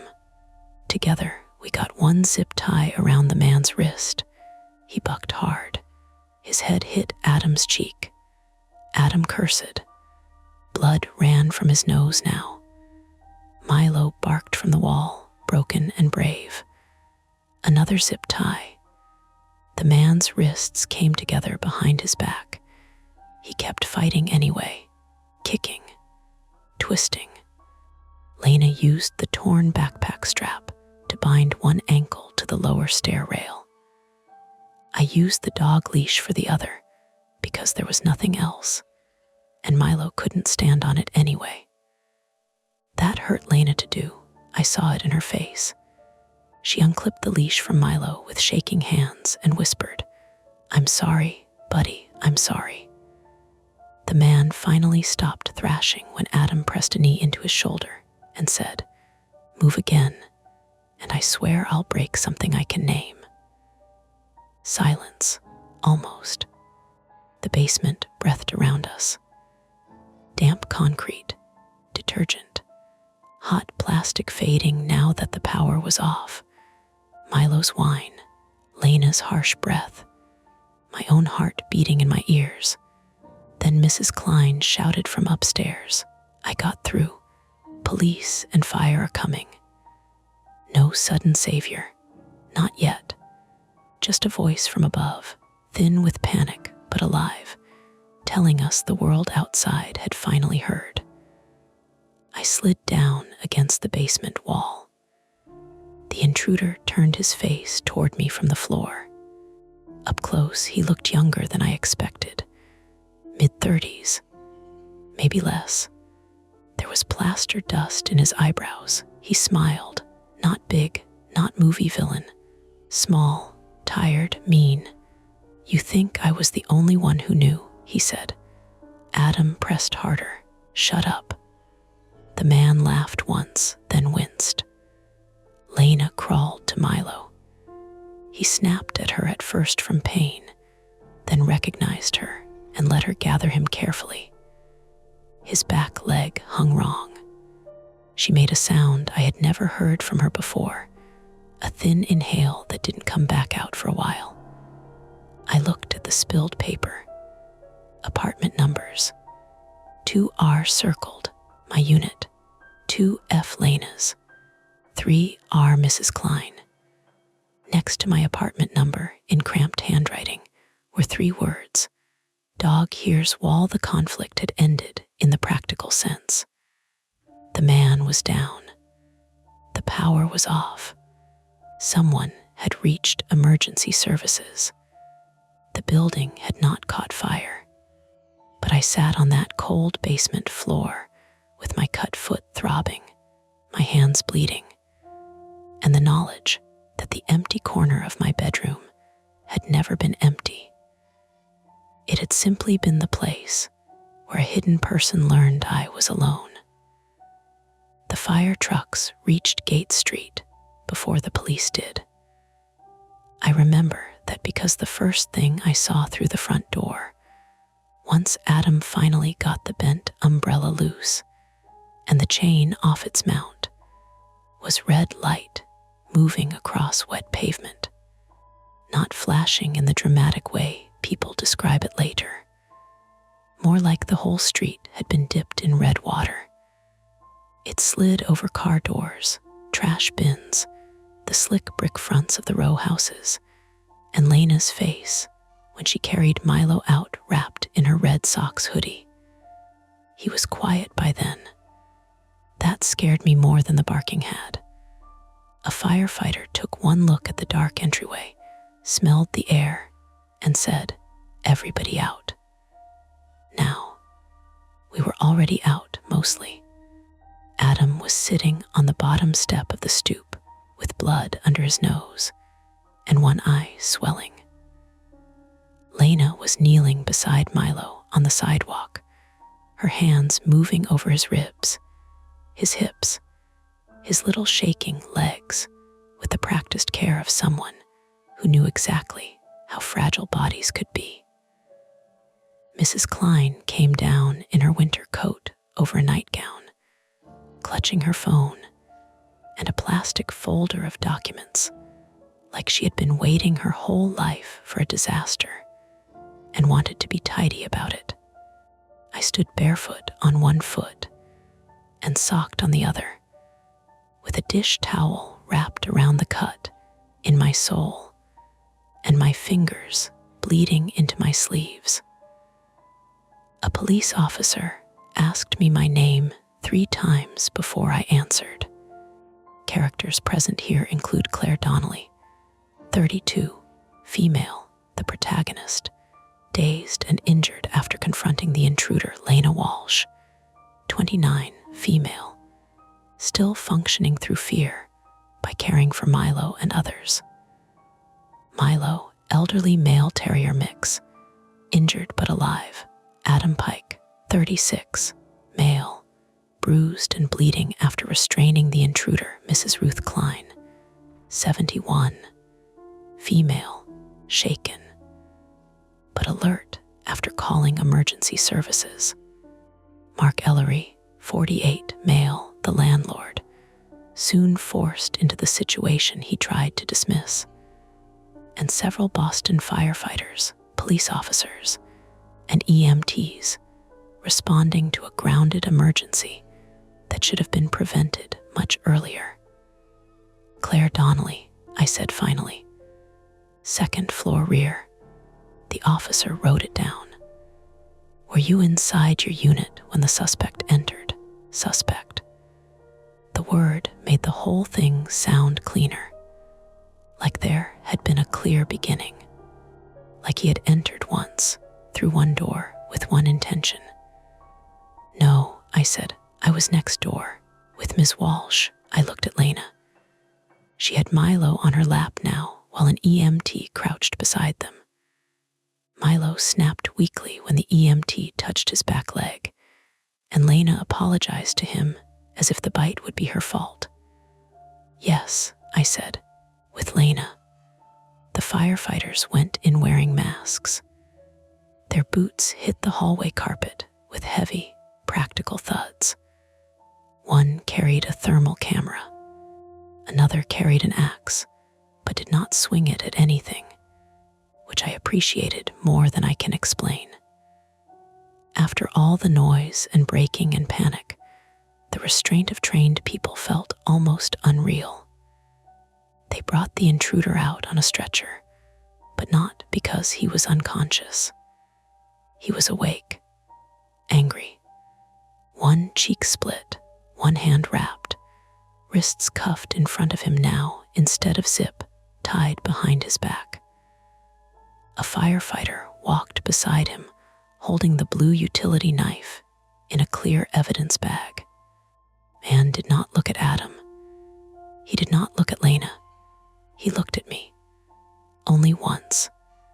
Then he smiled with half his mouth, and I turned away before my body could decide what to do with that. Later, a detective told us his name was Eric Voss, 34, male, from Brockton. Though he had no current fixed address, they could confirm that night. He had worked odd maintenance jobs years earlier, including short contracts for small landlords around South Boston and Dorchester. Mark denied knowing him, then admitted one of his guys might have hired him once, then stopped answering questions without a lawyer after an officer asked why a man with old building access knowledge had keys that matched 3 different exterior doors Mark owned. That part didn't happen on the sidewalk. That came later. Everything important came later, in pieces, which was how the whole thing kept from feeling over. That night, the firefighters found no active fire. They did find heat damage around the basement outlet and breaker panel, melted insulation on one section of wiring, and an overloaded extension cord feeding a battery charger, 2 phones, and a tiny camera monitor setup tucked behind the plywood near the rear crawl space. One firefighter, a woman with rainwater dripping off the brim of her helmet, told me we had been lucky in the blunt voice people use when they don't want you to misunderstand. Another hour, she said, maybe less, and this could have gone different. I nodded like I understood. I did not understand anything. The police found the crawl space behind the plywood led into a narrow utility chase that rose along the rear wall of the building. It was not meant for people. It was meant for pipes, old cable lines, dead electrical runs, and the accumulated dust of a century. But someone thin and determined could get through parts of it. Someone with gloves. Someone willing to crawl through plaster grit and mouse droppings and splintered framing. The chase ran behind my bedroom corner, behind the living room wall in Lena's unit, and up past a sealed section near Mrs. Klein's kitchen. The empty corner of my bedroom was where the wall cavity widened slightly around an old capped pipe. That was where Eric had hidden the phone. That was where Milo had heard him. That was where I had slept for months. An EMT cleaned my hands in the back of an ambulance. The antiseptic smelled sharp and fake clean. My fingers had shallow cuts from the chain. My elbow was bruised, and the bottom of my foot needed 3 stitches because I had stepped on a shard from my own bedroom window or the broken ceramic bowl. Nobody could agree which, and it didn't matter. Adam refused transport until the EMT said the phrase, possible broken nose. Then he went quiet and let them pack gauze under it. Lena would not get into the ambulance until Milo was taken to an emergency vet clinic in Dorchester. So Adam's friend from downstairs, a woman named Sophia who had woken up during the commotion, drove her there with Milo wrapped in the hoodie. Before she left, Lena grabbed my wrist. Not hard, just enough to make me look at her. "You are not going back in there tonight," she said. "I know, you're saying that too fast. I know." Her face crumpled a little then, just around the eyes. She was still Lena, still competent, still bossy, but the part of her that had been running on command and response was starting to run out. "He kicked Milo," she said. "I know. I should have held the leash tighter. No, I let go. No, Lena." She looked at me like she wanted to argue because arguing was easier than absorbing guilt. "So I did something I was bad at," I asked. "Can I come with you to the vet?" Her hand tightened on my wrist. Then she nodded once. We rode in Sophia's back seat under the stale smell of takeout containers and winter coats.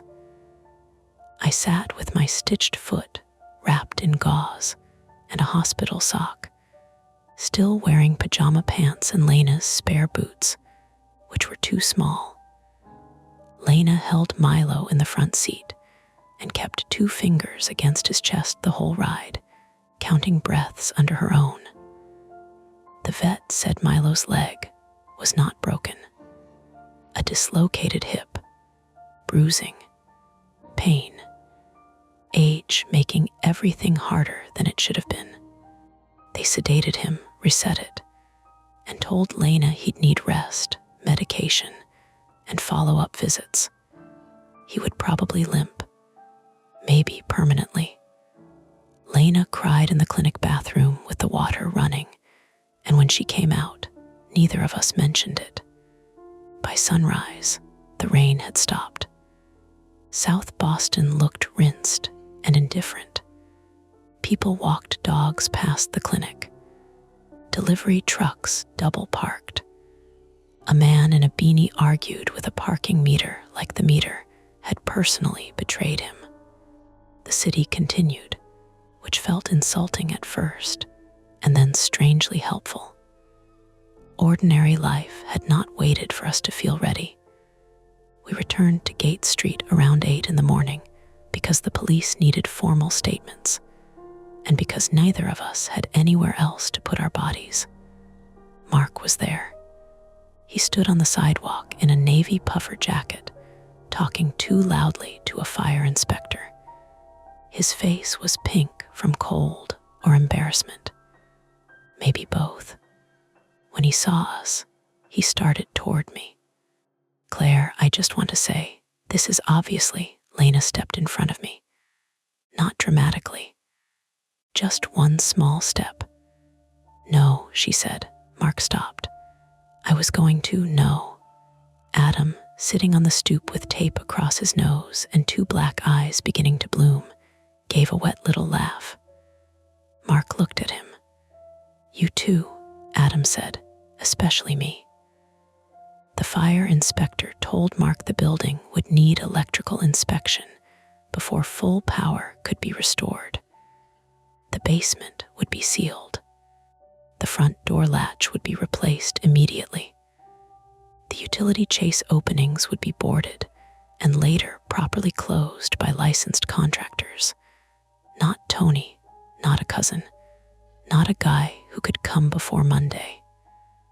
Mrs. Klein asked whether she could go up for her medications. A firefighter escorted her. When they asked me if I wanted anything from my apartment, I said no. Then I said yes. Then I said, I don't know. In the end, a police officer went with me. Lena came too, limping slightly because her knee had swollen after the fall. She carried Milo's empty leash in her pocket, one end sticking out like a red thread. My apartment in daylight looked smaller and meaner. The kitchen chair was tipped. The hallway floor was dusted with plaster. My bedroom window had been broken inward, glass glittering on the floorboards. The dresser stood crooked, drawers open like it had been searched by someone impatient. Behind it, the hole in the wall looked obscene in daylight. Not large, not even impressive, just a ragged, dark opening that had changed the meaning of the entire room. The police had taken the phone from inside the wall. They had taken my power strip, the backpack contents, the spare key, the paper with apartment numbers, and a section of the extension cord. Evidence tags hung from things that had once been mine. I grabbed clothes without looking toward the corner. Then I stopped. The yoga mat lay near the doorway, flattened and dirty, one end smeared with basement grime. I almost left it. I should have left it. Instead, I picked it up. Lena watched me. "What?" I said. "Nothing." It helped. It did. It remains the worst yoga mat in Boston. It has range, we laughed. Not because anything was funny enough, because laughter was a small way to prove our bodies still knew more than fear. The legal part stretched over weeks. Eric Voss was charged with breaking and entering, burglary tools possession, assault, unlawful surveillance-related offenses. Once the devices were examined, reckless endangerment. And several counts I had to look up twice, because legal language turns harm into architecture. The police said they found no live feed still transmitting by the time they seized the equipment. But they did find stored images and fragments of video from inside wall cavities. And from a flexible inspection, camera pushed through gaps near baseboards and radiator pipes. They would not show me. I did not ask twice. They said my apartment appeared to have been the primary target because I lived alone and worked from home with predictable routines. He had watched the building long enough to know Mark was slow. The front door was loose, and Lena kept a spare key bowl by the wall. That detail split something open in Lena again, quietly. She bought a lockbox the next day and threw out the bowl with such force it shattered at the bottom of the trash bin. Mark's insurance company got involved. So did city inspection. So did lawyers. Tenants from another building Mark owned reported similar maintenance neglect, though no hidden crawl space setup was found there.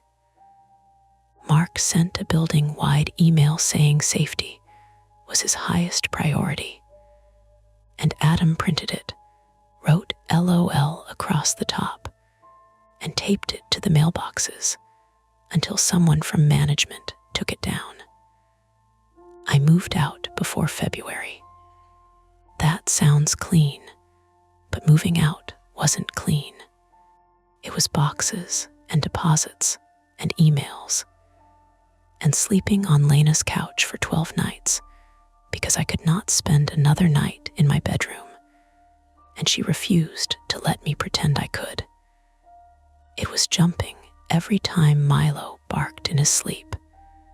It was showering with the bathroom door open. It was waking at 3:11 a.m. because a radiator pipe clicked in the wall, and finding Lena already awake in the chair, pretending to read. Milo healed slowly. He limped, but he also got meaner in the way old dogs sometimes do after pain. Selective, principled, unwilling to tolerate nonsense.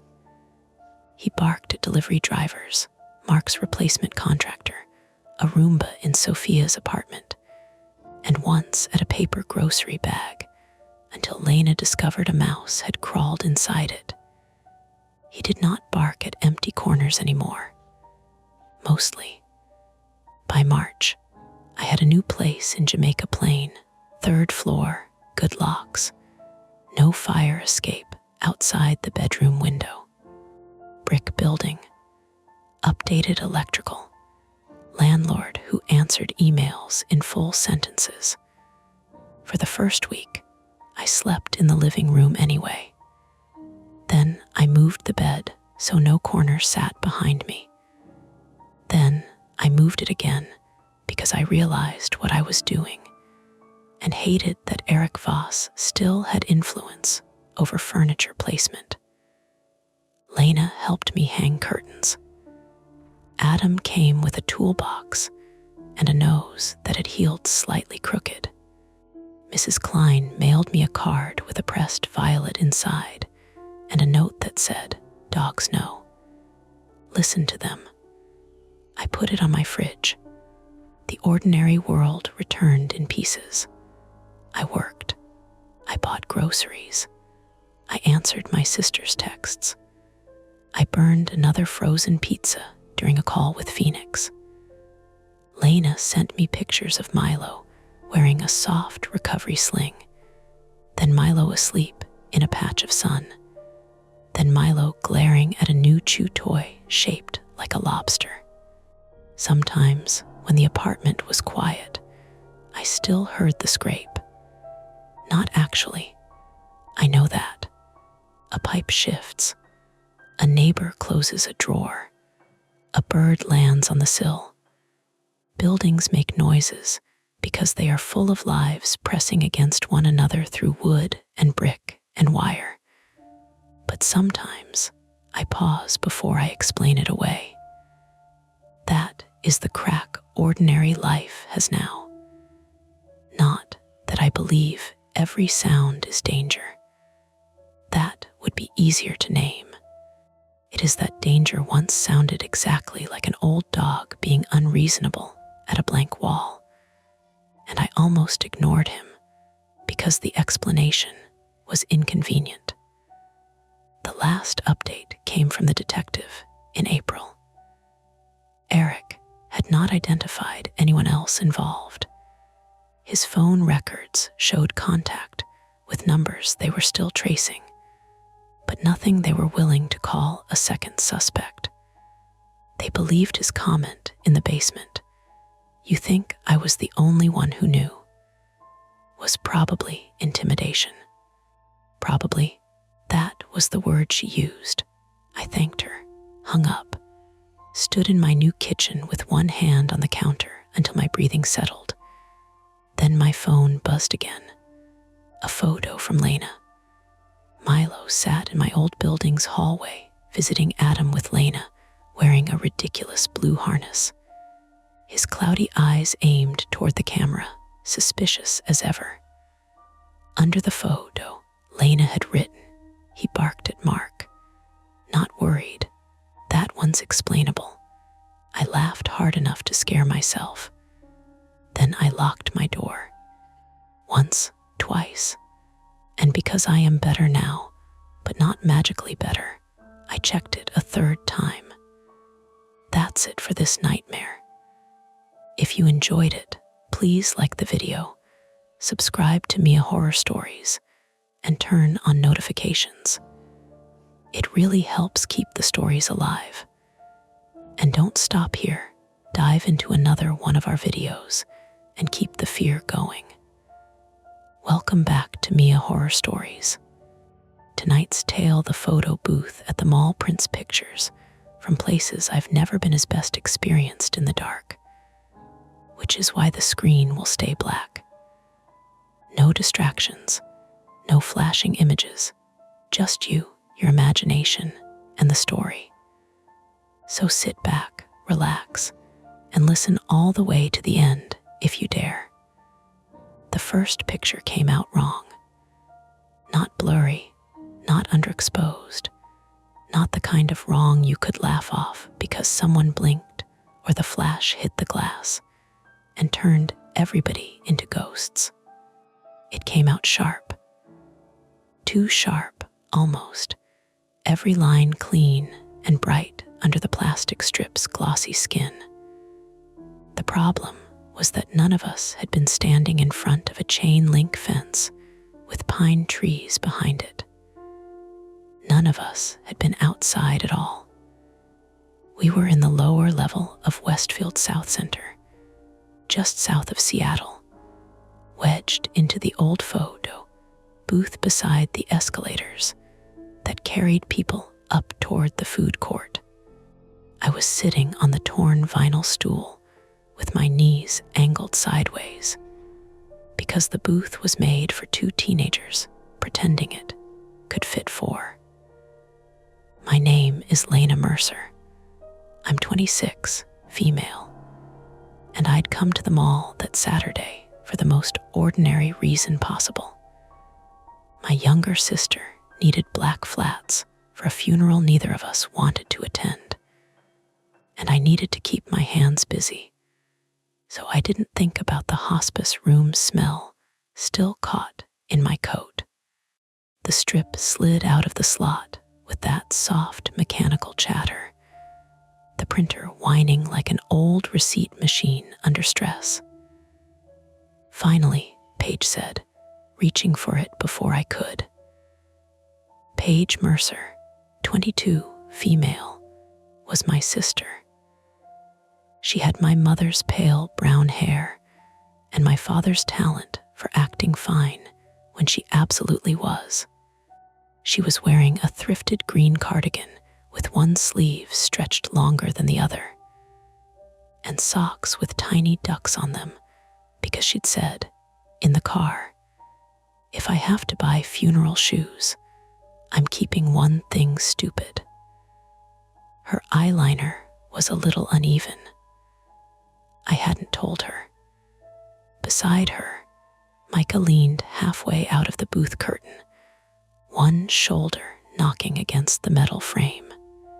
Micah Ward, 27, male, was my friend from work, and the only person I knew who could make a mall trip feel like a low-stakes field trip instead of a fluorescent punishment. He was tall, black, soft-spoken, until he got annoyed. And he worked the front desk at the veterinary clinic with me.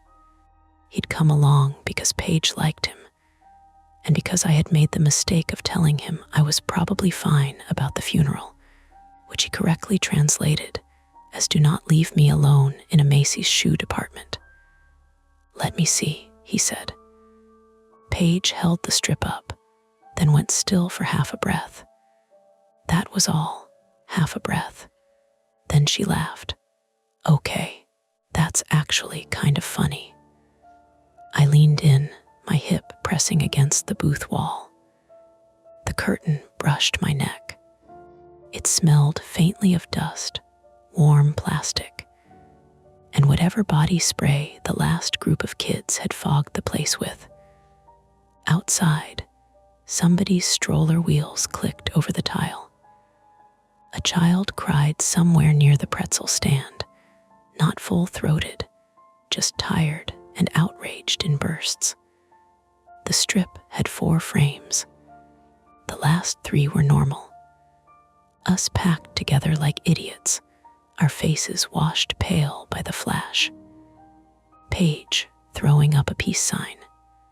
Micah making the deadpan face he used whenever customers asked whether their rabbit could eat Doritos.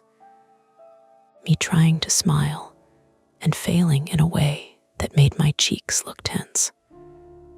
But the first picture was not the inside of the booth.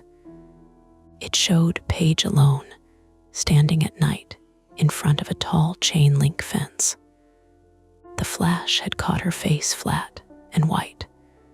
Her cardigan looked dark, almost black. Behind her were pine trunks, a gravel shoulder, and a yellow sign cut off by the edge of the frame. Only 2 letters were visible. "No, glitch," Micah said, but he didn't say it the way he said facts at work, like the cat has worms or the printer jammed again.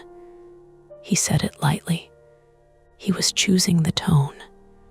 "Yeah," Paige said. "Somebody else's picture got mixed in." I took the strip from her. The photo paper was warm. It shouldn't have bothered me. Machines screwed up. The booth was old enough to have scratches carved into the metal around the coin slot. Initials, and a tiny, badly drawn penis. And one declaration that Troy loves Ash forever, which already felt archaeologically important. It had a faded sign that said digital photo memories in bubble letters. And half the sample photos outside showed people wearing hairstyles from before I had my driver's license. If any machine in that mall was going to burp up a stranger's image, it was this one. Except it wasn't a stranger's image. It was Paige. I looked from the strip to her. She had tucked her hair behind one ear and was pretending to check the booth screen, poking the cracked corner with one black polished fingernail. "Did you take this before?" I asked. She glanced over. "What? This picture? Lena, when would I be standing outside a murder fence in the Blair Witch cardigan? Not funny." "It's a little funny." Micah took the strip from me and held it closer to the booth's overhead light. The bulb behind the plastic panel hummed faintly, making the dust inside it glow. He tilted the strip one way, then the other, as if the answer might slide out from under the gloss. "It could be from the booth storage," he said, "like a cached image, if it keeps templates or test shots." "Why would the booth have a test shot of Paige?" I asked. "It doesn't. I mean, maybe facial overlap. Something printed weird. I don't know." He did know enough to know that didn't make sense. I could hear it in the small space after his sentence, the way he didn't fill it. Paige clapped her hands once. Sharp, too bright. "Well," she said, "it gave us a bonus cursed image, That's $5 of value for $4. 6, I said automatically. It was 6. Highway robbery, mall robbery. She reached for the strip again, but I kept it. The booth screen reset to its start page with a cheerful animation of cartoon stars. Insert card or cash. The tiny speaker crackled and played the end of some synthetic jingle, 3 notes that cut off too suddenly. Outside the curtain, the mall kept being itself. That was the part that made the picture feel more insulting than frightening. Life didn't pause to acknowledge the small fracture. The escalator comb plates kept chewing and releasing steps. The air smelled like Auntie Anne's butter, floor cleaner, and rainwater steaming off people's coats. Teenagers moved in loose packs, all puffer jackets and white sneakers. An older man sat on a bench with a Macy's bag between his knees, asleep with his mouth slightly open. Nobody looked at us. Paige ducked out first. Come on, shoes. We still need shoes. I followed, still holding the strip. I have a private talent for turning small things into proof of larger failure. It is not useful, but it is reliable. A late text becomes abandonment. A missed call becomes disaster. A weird photo from an aging mall booth becomes a sign that I have missed something important again. I was the oldest daughter by 4 years, which meant everyone in my family had, at some point, mistaken my anxiety for competence. I made lists. I kept receipts. I knew where the spare inhaler was, whose insurance card had expired, which aunt was angry at which cousin. And still, the person we were buying funeral shoes for had died on a Tuesday afternoon while I was at work, holding a pug during a nail trim, my phone buzzing in the break room. So when Paige said, "Lena, seriously, you're making the face," I knew exactly which face she meant. I'm not making a face. You are. You look like you're trying to hear a smoke alarm in another building. Micah put a hand on the booth curtain to hold it aside for a woman pushing a stroller through the narrow gap. Maybe we ask the mall desk. Paige gave him a look. And say what? The vintage selfie closet printed my future felony. Not future, I said. She softened. Barely. I know. I wished she hadn't. I could handle her teasing. I didn't know what to do with gentleness from her right then. We started walking toward Nordstrom Rack because Paige had decided, after rejecting every normal store, that discounted grief shoes were morally superior. The photo booth sat behind us, small and bright against the beige tile, the curtain hanging crooked like it had been yanked too many times. I looked back once. On its side panel, below the payment instructions, a little sticker had been half peeled away. Under the torn corner, someone had written in black marker, "Ask for reprint." That was probably normal. A customer service instruction. Maybe kids had scratched off the rest. Maybe the sticker had once said something like "No refunds, ask for reprint." Still, I noticed it. Micah noticed me noticing it. "Put it in your purse," he said quietly. "What? The strip? You're going to bend it in half." I looked down. I had folded the photo paper slightly between my fingers, making a pale crease across the second frame, right through Micah's forehead. "Sorry, it's okay. I've had worse head injuries." Paige turned around, walking backward now. "He got bitten by a cockatoo last week." "That was workplace violence," Micah said. "It said hello first. That's premeditation. For maybe 30 seconds, things were normal again. Not happy, exactly, but normal enough to move through.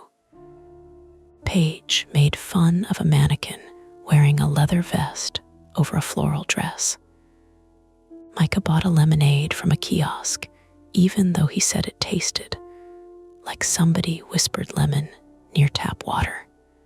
I let myself breathe with the crowd noise around me, the layered human racket that made it hard for one thought to stay sharp. Then, Paige stopped in front of a store window. Not because of the shoes, because of the reflection. The glass showed the three of us from behind, and for one stupid second, my brain tried to make the reflection match the photo. Paige's green cardigan, her hair clipped back with the same little silver barrette. The dark line of the mall's fake plants behind her looked, in the reflection, like tree trunks. She caught me looking and rolled her eyes.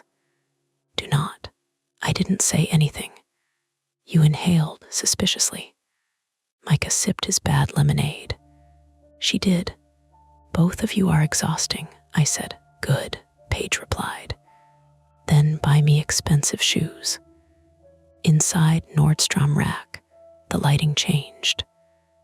The mall brightness flattened into a softer commercial glow, yellow around the edges. The music was quiet, some pop song turned harmless by ceiling speakers. The shoe section smelled like cardboard, rubber soles, and that faint chemical tang of new leather. Paige moved down an aisle of black flats with the grim focus of someone selecting equipment for a punishment. I tried to help. I really did. "These?" I asked, holding up a pair with a low heel. "I'm not going to court. These. I'm not a pilgrim. These are just plain. These are what a substitute teacher wears when she gives up in March." Micah sat on the little bench between aisles and pulled the photo strip from where I'd tucked it into the side pocket of my purse. He didn't ask. That was one of his irritating virtues. He treated worry like a thing you could share without making a ceremony of it. He looked at the first image again. "Fence is interesting," he said. Paige glanced over while sliding her foot into a flat. "Fence is interesting." Please never flirt with anyone using that voice. "I'm serious. It's not a random background. There's a sign." I sat beside him. "It says no something. Could be a parking lot, trailhead, construction area." Or, Paige said, standing and wincing, "it could be a corrupted print from someone's very boring outdoor quinceañera." "You're not Hispanic," I said. "I contain multitudes." She took 2 steps in the shoes, made a face, and kicked them off. One hit the base of the shelf with a hollow knock. A woman at the end of the aisle looked over. Mid-40s, white, blonde hair in a rain-frizzed bun, holding a pair of children's sneakers. She wasn't staring at Paige. She was staring at the strip in Micah's hand. When she realized I'd noticed, she looked away too fast. That tiny movement did more to unsettle me than the photo itself. "Excuse me," I said before I could stop myself. The woman froze with the sneakers still in her hand. "Sorry," I said. "Do you know that photo booth? The one by the escalators?" Her expression tightened. Not fear, something more practical. Annoyance mixed with caution, like when a stranger asks you for money in a parking lot and you're already deciding whether to keep walking. "I don't work here," she said. "I know, I just saw you looking." Paige muttered, "Lena." The woman's eyes flicked to Paige, then Micah, then the strip. She lowered her voice. "It printed one for my son last month," she said. The store music kept playing. Shoes squeaked somewhere behind us. Micah stood. Printed what? A wrong picture, she swallowed. Her jaw shifted once, as if she was deciding how much embarrassment she could tolerate. It was probably a prank. My husband said it was a prank. What was in it? I asked. She shook her head. I shouldn't have said anything. Please. The word came out too sharp. Paige touched my elbow, warning or comfort. I couldn't tell. The woman looked toward the aisle opening, where shoppers drifted past with boxes under their arms. Then she stepped closer. My son was in the picture, but he wasn't in the booth. He was in our garage, standing by the freezer. We thought it pulled from my phone somehow, but I didn't have a picture like that. I checked everything. Micah's voice was calm. Did anything happen? Her mouth pressed thin. My husband found the garage door open that night, she said. That's all. Nothing was missing. That's all, Paige said, but she didn't sound mocking anymore. That was enough. The woman set the sneakers down on the nearest shelf, not where they belonged. Her hands were trembling slightly, just at the fingertips. There's a security office near JCPenney, she said. If you're worried, ask them. But they'll tell you it's not their machine. Some vendor owns it. Nobody owns anything when it acts strange. Then she left, fast enough that the hem of her coat snapped around the corner. For a moment, none of us spoke. The shoe aisle felt narrower than it had before. The shelves rose on both sides, stacked with boxes labeled in neat little grids. Somewhere nearby, a child dragged something plastic across the floor in a repetitive scrape, scrape, scrape. My mouth tasted like lemonade, even though I hadn't had any. Paige sat down slowly on the bench. Okay, she said. That was weird. Micah handed me the strip. He didn't make another joke. That was how I knew he was worried. We can leave, he said. I looked at Paige's feet. One sock with yellow ducks. One bare foot tucked under the bench because she'd kicked the other shoe away. We still need Lena. I hated that he knew. I hated that Paige knew. I hated that I was about to become the version of myself who needed to investigate a mall photo booth instead of buying shoes for our aunt's funeral. Paige rubbed at her forehead with the heel of her hand, smearing eyeliner near her temple. I don't want to go home and spend all night thinking about it. That was the first honest thing any of us had said. Micah nodded toward the store entrance. Then we ask security who owns the booth. We don't touch it again. We don't make it a whole thing. A tiny thing, Paige said. A tiny, responsible thing. I looked at the first frame again. Paige at the fence. The sign with only 2 letters visible. The pine trees. The gravel. Something about the light bothered me now. The flash was straight on, harsh and white. But behind Paige, in the upper right corner, there was a faint orange smear, like a distant lamp or a sodium security light.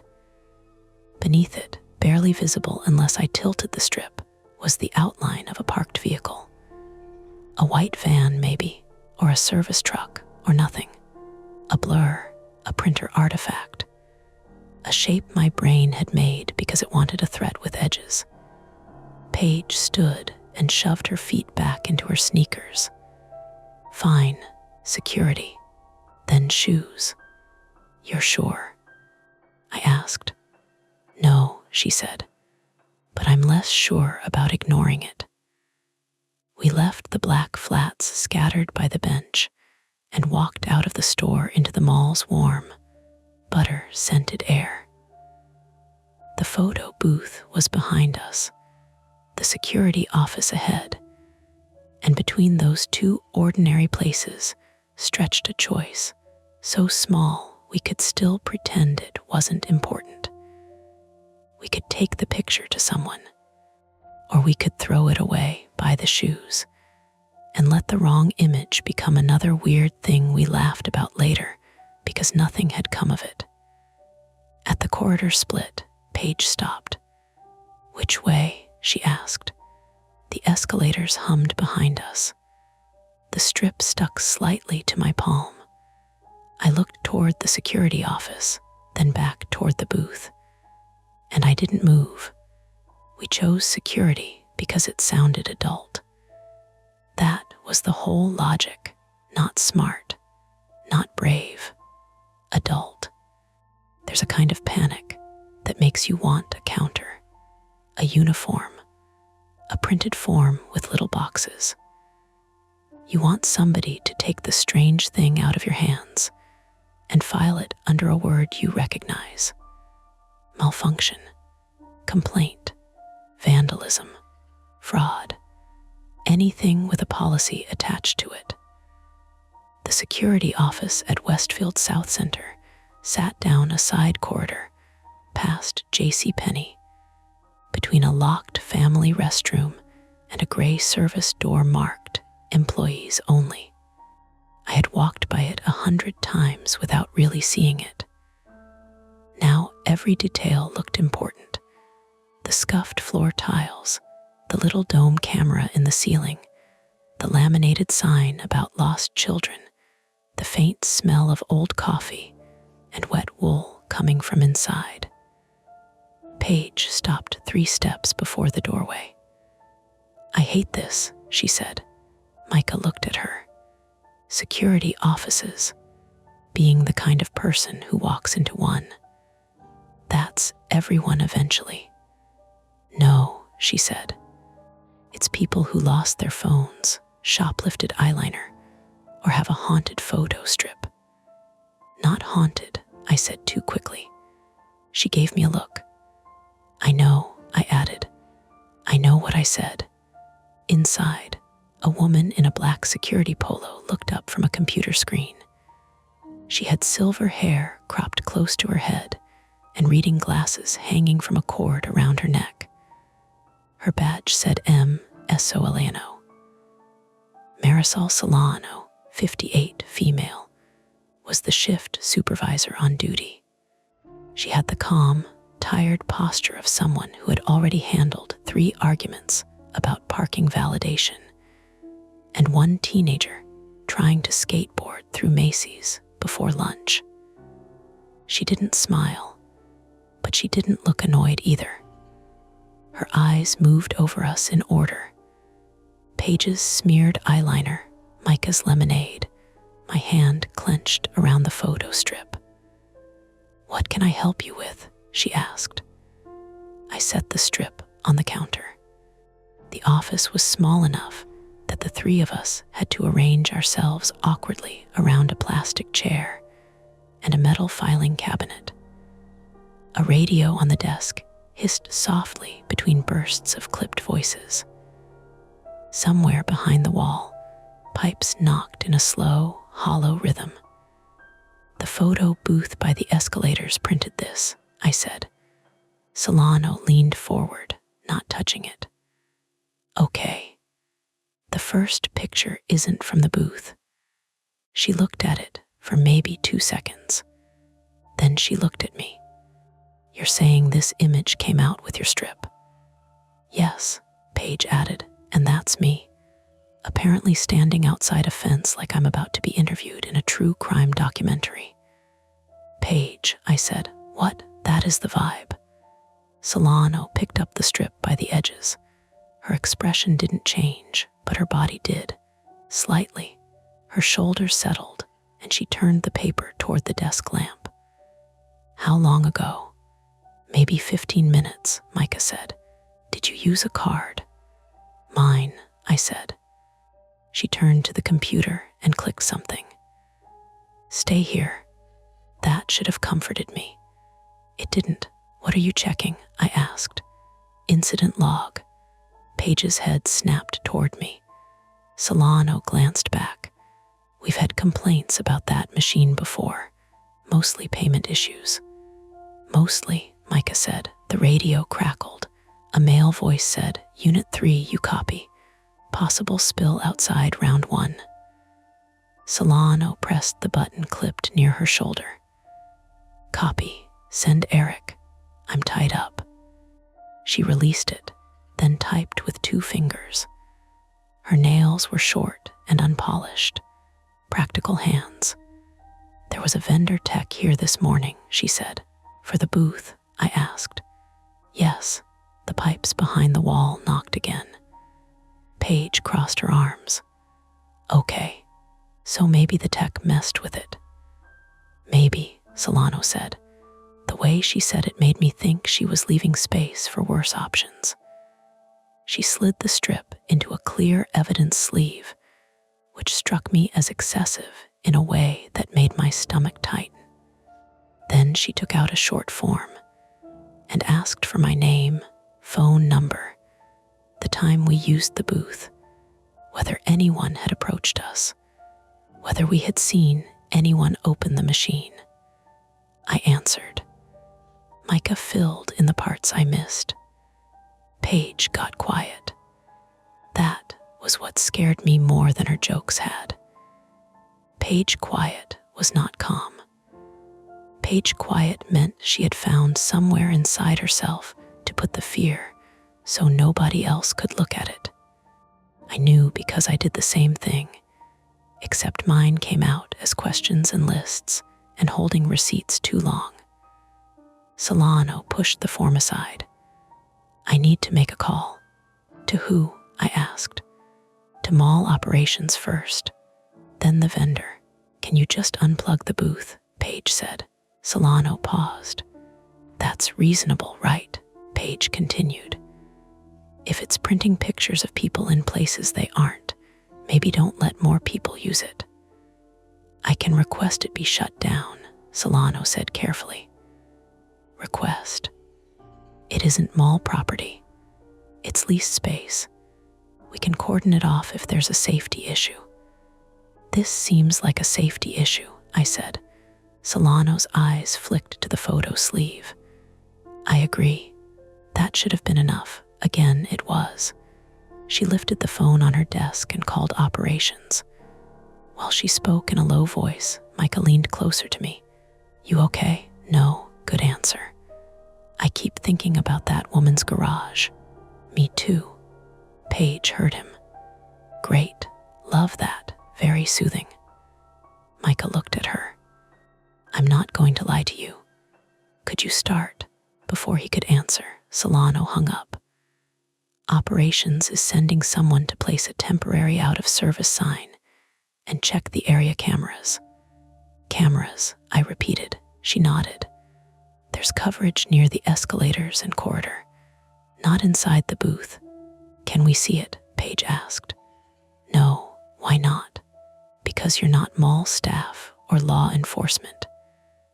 Paige gave a short, humorless laugh. But we're the people in the weird pictures.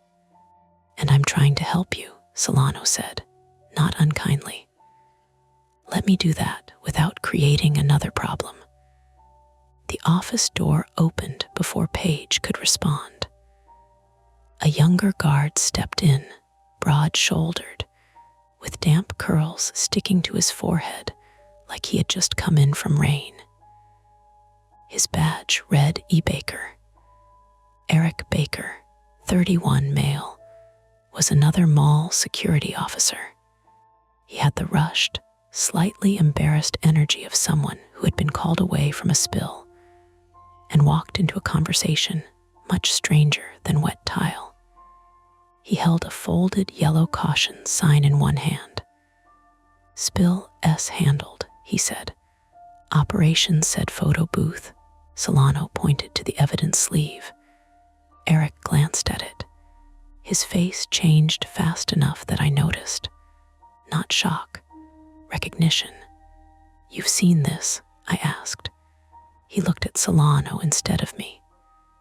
Eric, she said. He exhaled through his nose. There was one earlier. The office seemed to shrink around us. Paige stepped forward. Earlier when? This morning, Eric said, before opening. Of me? Paige asked. No, some guy. Maintenance found a strip in the return slot while unlocking the corridor. Solano's jaw tightened. You logged it as abandoned property. Because it was abandoned property. You should have flagged it. I didn't know it was going to become a pattern by noon. Their disagreement was quiet, but it had edges. The kind of workplace fight that had happened before in different clothes. Micah lifted one hand slightly. What was in the picture? Eric rubbed the back of his neck. Guy in a loading dock. Maybe behind the mall, hard to tell. Was he in the booth? I asked. No idea. Did you keep it? He looked at Solano again. She closed her eyes for half a second. Where is it? In the lost and found tray. Solano didn't curse, but she looked like she wanted to. She moved to the filing cabinet, unlocked the bottom drawer, and pulled out a shallow plastic bin full of phones, glasses, keychains, and small paper envelopes. Eric dug through it and produced another photo strip, bent at one corner. Solano put on blue nitrile gloves from a box by the printer. That was when Paige whispered, "Oh, I hate this so much." The second strip had 4 frames too. 3 showed an empty booth. Not fully empty, exactly. The curtain hung open, and you could see the mall beyond it, closed and dim, floor cleaner shine reflecting from the tiles. But the first frame showed a man in a gray hoodie standing beside a loading bay door. The light was greenish and ugly. His face was turned halfway away, but his hands were visible. They were zip-tied in front of him. Micah said, very quietly, "That needs police." Solano was already reaching for the phone. The shift in her face finished something inside me. Until then, some stubborn little part of my brain had been insisting that this would collapse into embarrassment. We would find out the booth had an app connected to social media, or some teenage employee had a prank channel, or the printer had accidentally mixed stored photos from a test batch. Strange, yes. Invasive, yes. But explainable in a way that didn't require anyone to be hurt. Then I saw the man's wrists. Plastic ties. White. Tight enough to pinch the skin. Paige sat down hard in the plastic chair. "We should leave," she said. No one answered her at first, because Solano was giving dispatch information. Not 911 yet. The mall had its own escalation procedure. Of course it did. Everything had a procedure until it didn't work fast enough. "Yes," Solano said into the phone. "Potential assault or unlawful restraint. Unknown location. We need Tukwila PD response." Tukwila. Hearing the city name made it real in a stupid way. Wasn't a spooky story happening in a foggy nowhere. This was a mall off I-5, with buses and Cinnabon and families buying socks. Eric looked at me. "Do you still have your receipt?" "For the booth, card charge, timestamp." I pulled out my phone. My banking app took too long to load. The little spinner turned and turned. My hands were slick enough that Face ID failed twice. Paige watched me struggle. "Lena, I've got it." "You don't always have to." I said, "I've got it." The words came out hard. Her mouth shut. Immediately, I felt awful. Micah saw it happen and did what he always did when people started bleeding emotionally in public. He moved the conversation 3 inches to the side. Could the booth be connected to a camera feed? he asked, like someone's routing images through it. Solano covered the phone mouthpiece. That's one possibility. Why these people? I asked. We don't know, but Paige is in one. We don't know that it was taken today. Paige looked up. I'm wearing this. Solano looked at the green cardigan, the silver barrette, the socks with ducks visible above her sneakers. Her face gave nothing away. I understand, she said. My banking app finally opened. The charge was there. Photo Memories LLC, $6, timestamp 2:14 p.m. Solano wrote it down. At 2:27 p.m., the mall lights flickered. Not a movie flicker. Nothing dramatic. Just a quick dim and recovery, like the building blinked. The office computer monitor went black, then came back with a pop. The radio hissed louder. Out in the corridor, a woman said, "Oh," and laughed nervously. Eric looked up. Storm. I had forgotten the weather. It had been raining when we came in, heavy enough to turn the road silver and make the wipers drag dirty arcs across my windshield. Seattle rain wasn't usually violent, but every now and then wind came off the wrong angle and pushed water under doors, knocked branches loose, made traffic signals act drunk. Solano's phone call dropped. She stared at the handset, then pressed the receiver button twice. Nothing. Landline S down, she said. Eric unclipped his radio. Control, this is Baker, you copy, Static answered. He tried again. More static than a broken syllable. Great, Paige said. The mall is doing a power outage episode. Solano moved fast now. Eric, go to the booth. Stand by it until operations gets there. Don't let anyone use it. If you see the vendor tech, detain politely. Do not open the unit. Got it. I'm taking them to the management office where cell signal is better. My phone has bars, Micah said, checking. Mine doesn't, Paige said. I looked at mine. One bar, then none. Solano grabbed a ring of keys and the 2 sleeved photo strips. We're not staying in here if comms are bad. We stepped into the corridor just as a second flicker rolled through the mall. This one lasted longer. The bright storefront signs dimmed. The escalator slowed with a mechanical groan, then resumed. A chorus of little reactions moved through the shoppers. Laughs, complaints, a baby starting to cry again. Somewhere metal clanged, maybe a gate being pulled down too quickly. The smell of pretzels and cleaner seemed stronger under the emergency lights, which had clicked on in red-edged strips along the ceiling. Paige grabbed my sleeve. Just once. Then she let go, like she was angry at her hand for doing it. The photo booth was visible down the corridor from where we stood. It looked smaller under the emergency lights. Its cartoon stars still blinked on the screen. Insert card or cash. No out-of-service sign yet.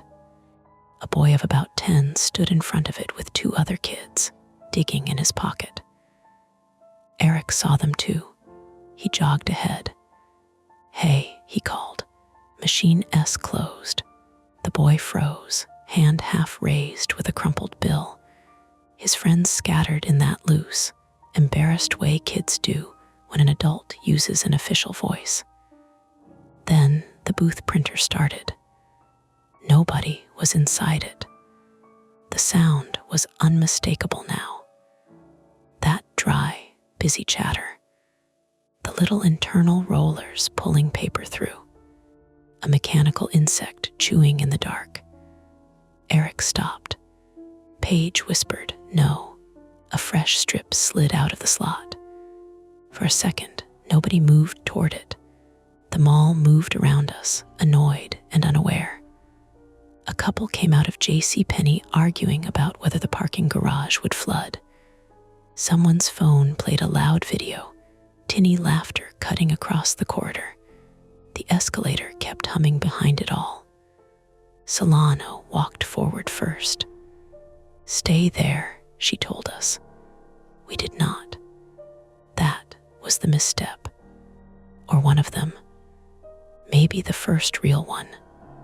Solano had the authority, Eric had the uniform, and we had absolutely no reason to crowd behind them except that Paige's face was on one of those strips, and my brain had decided distance was the same thing as failure. Solano pulled on a glove and took the new strip. Her mouth tightened. "What?" I asked. She turned it just enough for us to see. The first frame showed the three of us, not inside the mall. We were outside in rain, standing near a concrete wall painted with a blue number 4.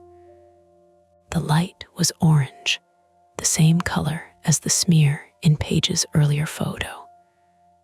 My hair was plastered to my cheek. Micah had one arm up as if shielding his face. Paige's mouth was open. Behind us, half cut off by the edge of the frame, was the rear of a white service van. The second frame was worse because it was almost normal. A close-up of my purse. The strip's corner showed the zipper pocket where I had put my car keys. The third frame showed the photo booth curtain from the inside. The fourth showed black, not blank, black, as if the lens had been covered by a hand. Paige made a small sound, not a scream, not even close. More like she'd been struck in the stomach and didn't want to give anyone the satisfaction of hearing it. Micah said, "We're leaving now."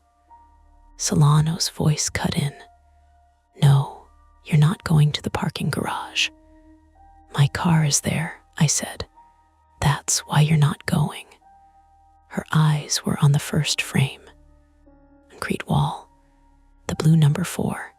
I knew that number. I wished I didn't. Westfield South Center had color-coded parking areas. Blue 4 was in the covered garage near the south entrance, where I had parked because Paige had complained about rain and funeral shoes and walking like a normal person. My car keys were in my purse. My car was in blue 4, and the photo showed us already there. Eric stepped to the booth and reached for the power cord running behind it. "Wait," Solano snapped. He froze. What if it's evidence? If it's printing live surveillance of them, evidence can go to hell. He pulled the cord. The booth screen went black. For half a second, the little space around it felt relieved. Then something banged from inside the booth. Once, hard. The curtain jumped. People nearby turned their heads. Eric backed up one step, hand going instinctively toward the flashlight on his belt. Solano moved in front of us, not dramatically, just enough to place her body between Paige and the booth. My phone buzzed in my hand. One bar had returned. A text came through from an unknown number. No words, just a photo. It was dark and grainy, taken close to my car's driver's side window. My own face reflected faintly in the glass from an older photo taped or held near it, distorted by rain and parking garage light. Below it was a second message. Blue 4. Keys first. 12 minutes. Paige read it over my shoulder. "Lena," she said. My keys felt suddenly heavy in my purse. The booth stayed dark.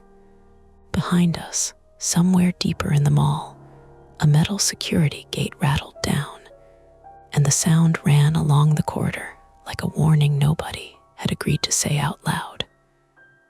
The 12 minutes started counting down in my head, even though nobody had set a timer. That was how panic works when it finds a number. It makes a clock out of it. It puts it behind your eyes. Solano read the text once, then took my phone without asking. I let her. My hand had started to cramp around it anyway. Unknown number, she said. Can you call it? Paige asked. Not yet. Why not? Because if this is an active threat, we don't give them more information than they already have. Paige's mouth opened, then shut. For once, the sarcasm didn't arrive in time.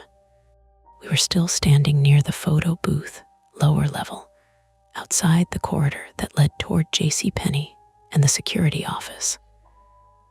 Behind us, the main mall walkway stretched toward the food court escalators. Ahead and to the right, if we followed the broad tile path past the shuttered seasonal calendar kiosk and the bathrooms, we'd reach the south entrance doors. Beyond those doors was the covered garage. Blue 4, my car, my keys. The booth sat dead beside us, its screen black since Eric pulled the cord. The curtain hung still. Too still, I thought, and then hated myself for thinking that, because fabric did not become suspicious just because I was scared. Eric had his flashlight out, pointed low at the floor. I need to check inside. No, Solano said. We heard a bang, and we have a threat directing them to the garage. The booth can wait. It might not be empty. That landed. 2 passing teenagers slowed down, both staring. One lifted a phone like he might record us. Solano turned her head. Keep moving. He lowered it and walked away, muttering. Micah stepped closer to Paige and me. We should get away from the open walkway. That made sense.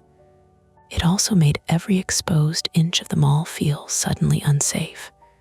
The benches, the planters, the balcony rail above us where shoppers leaned with drinks and bags, any of them able to look down at my purse, my face, the security guard holding my phone. Solano gave orders fast. Eric, take them back to the office. Lock the door. I'll go to management and get a hardline to Tukwila PD. No, I said. Everyone looked at me. The word had come out before the thought finished forming, but once it was in the air, my brain built reasons under it. My car is in Blue 4. They know that. They know my keys are in my purse. If we just sit in the office, what stops them from breaking into my car or taking it or hurting someone else nearby? Paige stared at me. Are you hearing yourself? I'm saying we can't ignore the garage. The person texting you wants us in the garage. I didn't say we go there. Micah's voice was careful. What are you saying? I pointed toward the corridor behind us. Cameras. Security cameras. Solano said operations can check them. We find out if anyone is actually at my car before anyone walks into that garage. Solano shook her head. That's exactly what I'm trying to do from management. But your radio is barely working and the office landline dropped. That doesn't mean we run toward the problem. I felt Paige beside me, trembling slightly. Or maybe that was me. The air conditioning clicked on above us with a dusty sigh, pushing cold air down the back of my neck. I am not trying to be difficult, I said, which meant I knew I was being difficult. But my flaw is that I wait for permission until it's too late. I did that Tuesday. I had 3 missed calls from the hospice nurse, and I told myself I'd call after the appointment because the pug was screaming and Mrs. Barlow was crying, and I thought I could hold one more thing together for 10 more minutes. Paige went very still. I shouldn't have said it there. Not in front of security, not under the emergency lights, but fear had stripped the varnish off everything. "I'm not doing that again," I said. "Not with 12 minutes. Paige's face tightened. "You think this is like Aunt Ruth dying?" "No, you just said."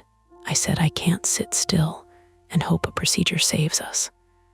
Solano looked between us and made a decision she didn't like. "Fine," she said. "We go to the management office together. It has camera access. No garage, no splitting up." Eric glanced at the booth. "And this? Leave it unplugged." A soft mechanical click came from inside the machine. All 5 of us froze. Then the curtain moved. Not much. A pulse inward, then out, as if air pressure had shifted behind it. Eric raised the flashlight. "Mall HVAC," Solano said, but her voice had gone flat. "That booth isn't connected to HVAC," Eric muttered. He reached toward the curtain. Paige grabbed my wrist so hard her nails dug crescents into my skin. The curtain snapped open. A gray shape dropped out. Paige yelped. I stumbled backward into Micah, and Eric barked something that wasn't a word. The gray thing hit the tile with a wet slap and skidded under the bench. For 1 second, I saw a hand. Then Eric's flashlight found it. A hoodie, just a hoodie. Gray, damp in patches, bunched up like a collapsed animal. The misdirection should have been funny once we understood it. Nobody laughed. Eric nudged it with his shoe. The sleeves were empty. The front pocket sagged. A strip of duct tape clung to one cuff, and something dark had smeared along the zipper. Grease, maybe, dirt, not blood. I told myself not blood, because I needed one surface in the world to stay clean. Micah crouched, careful not to touch it. Same color as the guy in the loading dock photo. Solano's radio crackled again, louder this time. "South service, repeat door alarm." She snatched it from her shoulder. "Control, this is Solano. Say again." Static, then broken. "South service corridor door alarm. Blue garage access. Camera feed intermittent. Blue garage access." Paige whispered, "That's near your car." Eric nodded grimly. "South entrance, service hallway, parking level. Same general side." The hoodie was no longer just a hoodie. It was a marker. A piece of someone's route through the mall. Solano's plan changed again. We move now. We left the booth, the hoodie, and the dead screen behind. Eric radioed for another guard, but only static answered. Solano led us away from the escalators and toward the management office, which required us to pass J.C. Penney, turn left at the bathrooms, then cut through a staff corridor behind a beige door that blended into the wall unless you knew it was there. The mall was unsettled now, not panicking, but sour with irritation. Store employees stood at entrances, looking toward the ceiling. A bath and body works associate was telling customers they couldn't check out until the registers came back online. And in a mariner's cap argued with a kiosk worker about a refund. Rain hit the high skylights above the central court in hard, uneven bursts, like handfuls of gravel thrown against glass. My wrist hurt where Paige had grabbed me. Her own hands were tucked under her arms. "You're bleeding," Micah said. "I'm not." He touched my wrist with 2 fingers. A tiny line of red had risen where her nail caught skin. Paige saw it. "Oh God, I'm sorry. It's nothing. It's not nothing." "It is, Paige. That's your whole problem," she snapped. "Everything is nothing until it's hospital level." Solano looked back. "Keep your voices down." The beige staff door required a keycard. Solano swiped hers. Nothing. She swiped again. The lock blinked red. Eric stepped in and tried his. Red. "Power surge knocked the reader offline," he said. Solano swore softly. "Attempt 1 failed. Get to management. Use cameras. Call police from a reliable line." The plan had sounded so reasonable that I had let myself believe in it for almost a full minute. "How else do we get there?" Micah asked. "Public route," Eric said. "Up 1 level, cross by the food court, down through the North Admin Hall." "How long?" I asked. 6-7 minutes if we move." I checked my phone. No new text. The last message sat there like it'd wait. Blue 4, keys first. 12 minutes. It had been at least 5 minutes. Paige saw me looking. "Don't. We're down to 7. Don't narrate the countdown." "I'm not narrating. I'm trying to control it." "Yeah, I know." The staff door clicked. All of us looked at it. The reader light had turned green. Eric frowned. "That shouldn't." The door opened from the other side. A janitor stood there with a mop bucket. He was short, late 60s, white, with a red nose and a Seahawks beanie pulled low over gray hair. His name tag said Gary. Nolan, 69 male, was a janitorial contractor. And from the way he squinted at all of us blocking the hall, he had no idea he had just become the most frightening thing in my life for half a second. "You folks need through?" he asked. Eric exhaled. "Gary, Jesus. What? Did you unlock this?" "No, it was open." Solano's expression sharpened. "From your side?" "Yeah, been propped since I came through." "With what?" Gary turned and looked down the corridor behind him. The prop was gone. His face lost color. "I used a little black doorstop," he said. "Always on the cart. It was right there." Eric stepped past him into the corridor, flashlight raised. The hallway beyond was narrow, painted cinder block, lit by strips of fluorescent lights that buzzed unevenly.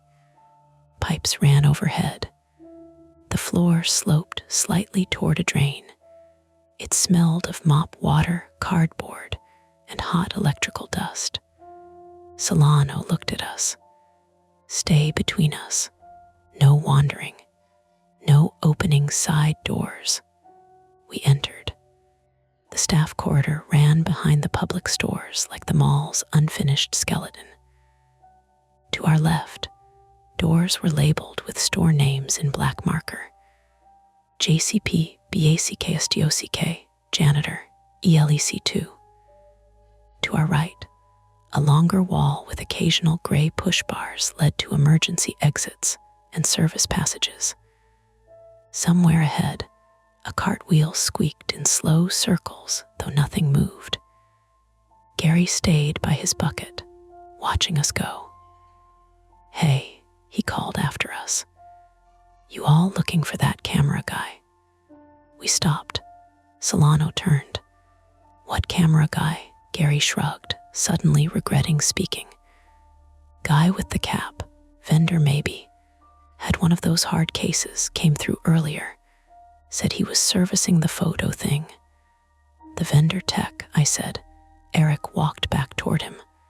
"When? Before lunch?" "Maybe 10:30. He was arguing with somebody on the phone." "What did he look like?" "White guy. 40s, brown jacket, baseball cap. Had a badge, but it was turned around." "Name?" Gary shook his head. "What hard case?" Micah asked. Gary held his hands apart. "Black, like for camera gear or tools. Solano showed him the first strip with Paige. "Have you seen this area?" Gary leaned close, then blinked. "That looks like the overflow lot behind the old Sears." My stomach dropped. Westfield South Center's old Sears wing had been half redeveloped and half left in that awkward mall limbo where signage disappeared before walls did. Behind it were service roads, dumpsters, fenced equipment yards, and patches of wet evergreens where the property backed toward the Green River Trail. "The fence," Paige said. Gary tapped the air above the photo. "There's a no trespassing sign back there. Yellow one. Kids cut through sometimes." "No," the partial sign. A fact revealed, and the trap tightened. Now the first photo wasn't nowhere. It was part of the mall. A place we could reach. A place someone may have already used. Solano pocketed the strip. "Thank you. Stay in public areas until this is resolved." Gary looked at his mop bucket. "I'm supposed to finish the restrooms." Gary, "Yeah, public areas. Got it." We kept moving. The corridor forked after the electrical room. Right led toward the South Service entrance and blue garage access. Left led toward management. A sign above the right-hand passage read, "Loading/parking, before authorized personnel only." The air from that direction was colder. It smelled like rain and exhaust. Turned left. For 12 steps, we almost succeeded. Then my phone buzzed again. Everyone heard it. The sound was tiny and obscene in the corridor. I didn't want to look. Solano held out her hand. "Give it to me." I did. She read the message aloud because keeping it private would have been worse. "Wrong way. 5 minutes." A second later, another photo arrived. It showed the staff corridor from behind us, our backs. Solano's silver hair, Eric's flashlight beam, Micah's shoulders, Paige's green cardigan, me half-turned hand still reaching for the phone. At the far edge of the photo, near the corridor fork, a gray sleeve disappeared around the right-hand corner toward parking before. Paige made a low, strangled sound. Micah spun around. The corridor behind us was empty. Eric ran back to the fork. "Hey!" His shout cracked down the right-hand passage. No answer. Then a metal door slammed somewhere below us. Eric started after it. "Baker," Solano snapped. He stopped, jaw clenched. Attempt 2 began right there, because the choice had narrowed. Management was ahead. The person watching us was behind or beside us. The garage route was to the right, and every message was pushing us toward it. "We keep going left," Solano said. "They want us right." "But they can see us," Paige said. "They could have placed cameras," Micah said, "or there in the corridor." Eric looked at the ceiling corners. "There are dead zones back here. The fixed cameras don't cover every stretch." "Comforting," Paige said. Solano's radio crackled. "PD en route, ETA unknown traffic on South Center Parkway." She pressed the button. "Control, confirm PD dispatched." Only static answered. "Unknown ETA. Unknown watcher, 5 minutes." We moved left faster. The management office door was 50 yards ahead at the end of the corridor. I could see the sign, Management/Security Operations. It looked absurdly safe, blue letters on white plastic. Then the sprinklers went off. Not all of them. Just one overhead head near the electrical room behind us, bursting with a metallic pop, and a sudden hard spray that hammered the floor. We flinched and stumbled. Water spread fast over the sloped concrete, carrying dust and little scraps of paper toward the drain. "Fire," Micah said. "No alarm," Eric shouted over the water.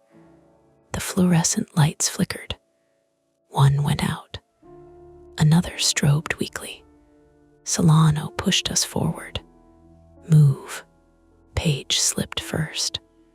Sneakers skidded on wet concrete, and she went down on one knee with a crack that made my teeth hurt. I grabbed for her and nearly fell too. Micah caught both of us, one hand under Paige's arm, the other braced against the wall. "Up," he said. "Come on, up." "I'm fine," Paige hissed. She was. Her jeans were torn at the knee, and blood was already mixing with sprinkler water, running pink down her shin. My chest squeezed until it was hard to breathe. "I'm sorry," she said absurdly. "For what?" "I don't know." Eric reached the management door first and yanked the handle. Locked. Solano shoved her key into the override. The key turned. The handle did not. She tried again. "Deadbolt," Eric said. "Operations never deadbolts during open hours." Someone did. The sprinkler kept pounding behind us. Water spread around our shoes. Paige leaned into Micah, jaw tight, eyes bright with pain and anger. My wrist throbbed. My mouth felt coated in metal. Attempt 2 failed. Cameras, phone, management access. A locked door turned the plan into a hallway full of water. Solano hammered on the door. "Open up, security." No answer. Eric pulled out his phone. "I've got 1 bar." "Call 911, Solano said. He did. Put it on speaker. The call connected. A dispatcher's voice came through thin and broken. 911, what is your emergency?" Eric spoke fast. "This is mall security at Westfield South Center. Possible active abduction threat, South Service Corridor, communications compromised, need officers at Blue 4 parking." The call dropped. He stared at the screen. "No," Paige said. No, come on," he called again.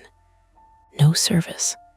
From the right-hand passage, the one leading toward parking B4, a fire alarm finally began. 3 hard bursts. Pause. 3 hard bursts. The sound bounced off the cinder block until I felt it in my jaw. A door down that passage opened. Not slammed. Opened. We couldn't see it from where we stood, but we heard the push bar groan and the wet outside air rush in. Rain noise poured into the hallway, louder than before. Then my car alarm started. Even through the walls, even under the fire alarm, I recognized it. That panicked, repetitive honk I had accidentally triggered enough times in grocery store parking lots. Paige looked at me. Micah said, "Keys." I grabbed my purse and shoved my hand into the zipper pocket. Empty. No, not empty. Worse. There was something there that was not my keys. My fingers closed around paper. I pulled out a fresh photo strip, damp at one edge. 4 frames. First, my key ring lying on wet concrete beside a yellow painted curb. Second, a close-up of Paige's injured knee from an angle none of us had taken, blood and water on denim. Third, Micah standing in the corridor with one hand against the wall, face turned toward a sound. Fourth, Solano's evidence sleeve in someone else's hand. Solano checked her jacket pocket. The sleeve with the earlier strips was gone. For a second, all the procedures, all the reasonable choices, all the adult counters and uniforms and forms simply collapsed. Someone had taken my keys from my purse. Someone had taken evidence from a security supervisor. Someone had gotten close enough to us in the corridor to do both. The management door remained locked.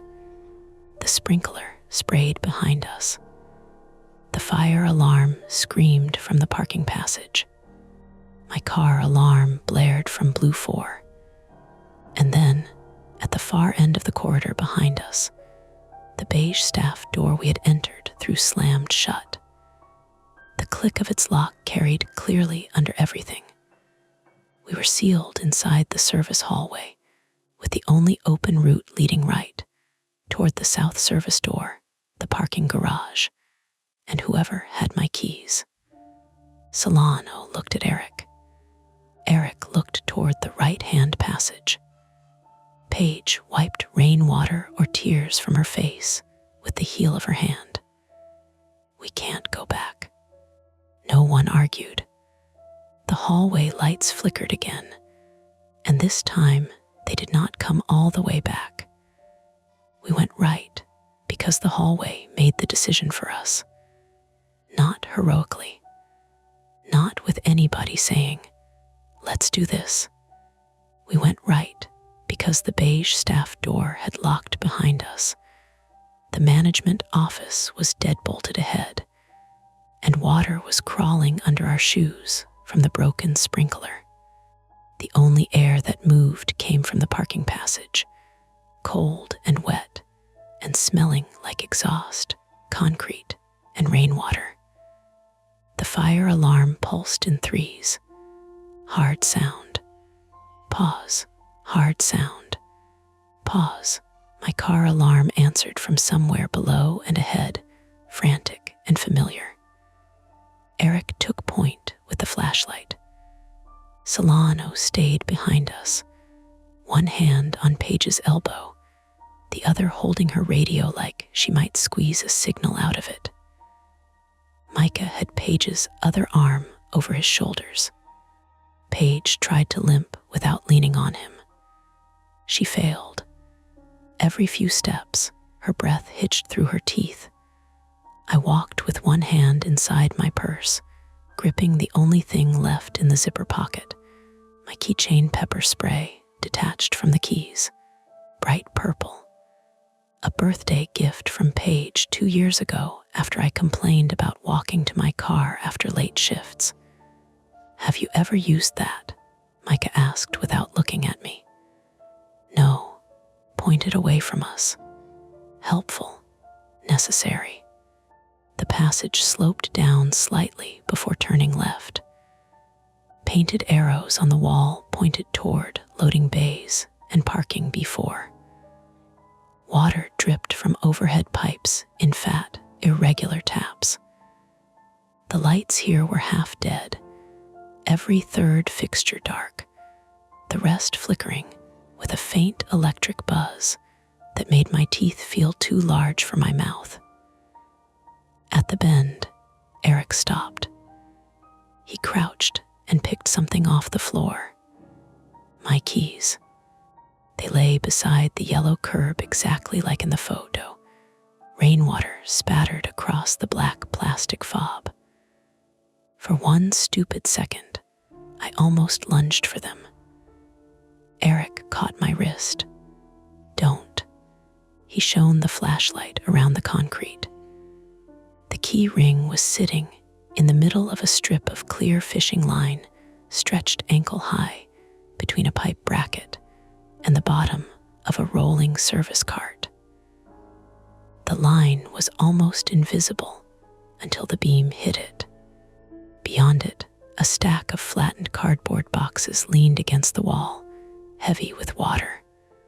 A trip line, not complicated, not cinematic, just enough to send a scared person face first onto concrete. Paige swallowed. He wanted us running. Solano's voice was low. He wanted one of us down. Eric stepped over the line, cut it with the small folding knife on his belt, and kicked the cart aside. It rolled 3 feet and bumped the wall with a hollow clang. No one jumped this time. Past jumping, I picked up my keys, They were wet and cold. Then my phone buzzed again. I nearly dropped both. The new message was a photo. My car from behind, red taillights flashing with the alarm, driver door open, interior light on. Under it words, "Bring the strips or he stops breathing." Solano checked her jacket again, though we all knew the evidence sleeve was gone. "I don't have them," she said. "They think we do," Micah asked. "No," I said. My voice sounded strange to me. Flat, far away. "They know we don't. They're making sure we follow." Eric looked toward the open service door ahead. Rain blew in thin diagonal streaks. Police may be outside by now. "They'd come through the public entrances first," Solano said, "if communications got through at all." My car alarm stopped. The sudden quiet was worse. All we could hear was the fire alarm behind us and rain hitting the parking structure roof in a low metallic roar. Then a man's voice called from the garage. "Lena," not loud, not a shout. Just my name, dragged through the damp air like he'd known me for years. Paige's hand tightened on Micah's shoulder. "No," she whispered. Eric raised his flashlight higher. "Mall security, show yourself." A laugh came back, short and breathless. "You brought uniforms." That was stupid. Solano moved closer to the wall and motioned us behind a concrete support column just inside the garage entrance. We crowded there, half hidden, looking out. Blue 4 was a covered section of the south garage, concrete pillars painted with blue blocks and white numbers.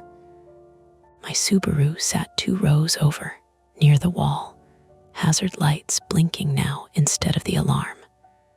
The driver door hung open. Rain blew in from the exposed side of the structure and misted the floor until it shone orange under the sodium lights. The white service van was parked beyond my car, angled badly across 2 spaces. A man stood beside it. White, 40s, brown work jacket, baseball cap pulled low. A plastic vendor badge hung backward on a lanyard around his neck. Gary's camera guy. In front of him, on his knees near the van's rear bumper, was the man from the loading dock photo. Gray hoodie missing now, t-shirt soaked through. His wrists were zip-tied in front of him, and a strip of duct tape hung from one side of his mouth where it had been ripped loose.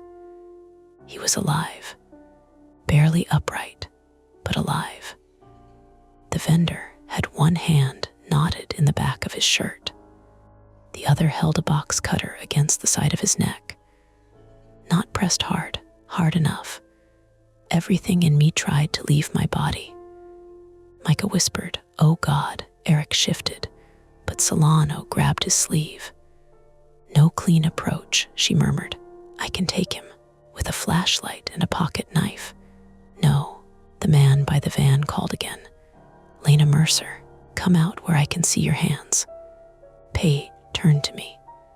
"How does he know your full name? Card charge," I whispered. "Faux booth payment. Or my phone." "I don't know." Solano leaned close. "Listen to me. He wants control and evidence. He is improvising too. People like this make mistakes when the script changes." "What script?" Paige whispered. Solano's jaw worked. "The booth printed leverage, fear. It pushed you where he wanted." The man with the box cutter yanked the hostage's shirt. Now, the hostage made a sound through his nose. Pain, pleading. Eric shouted, "Tukwila PD is on the way. Put the blade down." The man smiled without looking at Eric. "No, they're not. Not yet. Your radios are garbage down here." He was right enough that nobody answered. I looked at the van. Its back doors were slightly open. Inside, I saw a black hard case, coiled cables, a small battery pack, and what looked like a portable printer or signal box strapped with bungee cords. On the floor was the clear evidence sleeve with our photo strips inside. Beside it was Gary's little black doorstop. The practical ugliness of it all made me furious. No ghost, no magic booth, a man with hardware access, a stolen badge, a van, and enough patience to make fear look impossible. Micah followed my eyes. He saw it too. "He's got the strips in the van," he breathed. "Solano said he needs them back because they tie him to the threat." The vendor heard her murmur, or maybe he just saw our attention shift. "Don't be clever," he said. The box cutter pressed closer. The hostage flinched. Short movements. Real pain. No dramatic blood yet, just a thin red line appearing at his neck. "Okay," I said, my voice cracked. I stepped out before anyone could stop me. Paige said my name like I had fallen. The vendor's eyes locked on me. Hands, I lifted them. Pepper spray hidden in my right palm, purple plastic pressed against my skin. "I don't have the strips," I said. "I know." "Then what do you want?" "My property, my phone, the drive." "I don't know what that means." "You took more than pictures." He was sweating. Even in the cold garage, sweat shone above his lip. His cap brim dripped rainwater. His eyes kept moving, not just to me, but to the ceiling corners, the garage entrance, Solano, Eric, the van, afraid of time. "Good," the hostage coughed. The vendor jerked him backward. "Shut up." I took one step forward. "Stop," he said. I stopped. A short lull opened there, strange and unbearable. Rain tapping the garage roof. Paige breathing behind me. My hazard lights blinking orange across wet concrete. The hostage's shoes scraping as he tried to keep balanced on his knees.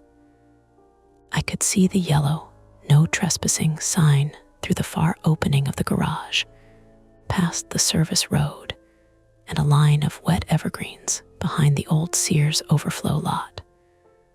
The place from Paige's first photo. He had used the booth to print pictures from his own cameras. Maybe planted in the garage. Maybe the service corridor. Maybe the old Sears fence. He had made it feel like the future because the places were close enough for us to reach, and he had already staged them. Paige hadn't been in the fence photo yet. He had meant to put her there. My stomach turned. "You were going to take her," I said. The vendor's eyes flicked to Paige. "A mistake. Eric saw it. Solano saw it. Micah saw it. Paige saw it too." Her face changed. Not brave in some clean, shining way. She looked hurt and wet and furious. Eyeliner smeared down one cheek, knee bleeding through torn denim. She looked 22 and exhausted. She looked like my sister. "You printed me there before you had me," she said. The vendor's mouth tightened. "Shut up. You were making a before picture. Shut up." His script was tearing. Solano stepped out beside the column, hands visible. "What's your name?" he laughed. "No, you're using vendor access. That means you signed in somewhere. We'll get your name. You won't get anything if he stops breathing." The hostage squeezed his eyes shut. I looked at the van again. Back doors, hard case, evidence sleeve, doorstop. A memory clicked. Gary's missing doorstop had propped the staff door. The deadbolt on management, the sprinkler, all of it to root us here. But the van was angled badly because he had expected us to come faster. He had left the rear doors loose. He had his hands occupied. He needed distance. Micah moved behind the column. The vendor noticed. "Tall guy, stay where I can see you." Micah froze. Paige leaned harder on him as if she couldn't stand. Then she whispered something I barely heard. "Throw me." Micah stared at her. "What?" "My purse," she breathed. Paige still had her small crossbody bag, the ridiculous silver one she'd brought because it fit her phone and lip balm and nothing useful. Except maybe one thing. She had bought a heavy metal shoehorn from Nordstrom Rack as a joke before everything went wrong. "For my old lady grief shoes," she had said, and tucked it in the bag when we fled the store. Micah's face hardened. He shifted like he was adjusting her weight.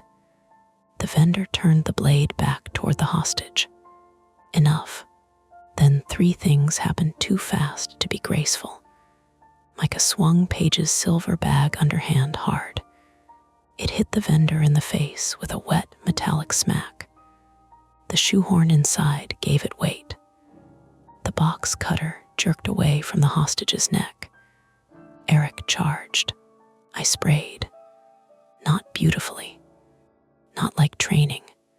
My hand shook, and half the pepper spray went wide, misting into rain and garage air.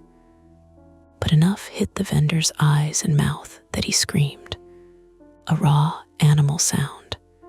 The hostage collapsed sideways. Eric slammed into the vendor at waist level. They hit the van's rear door together. Metal boomed.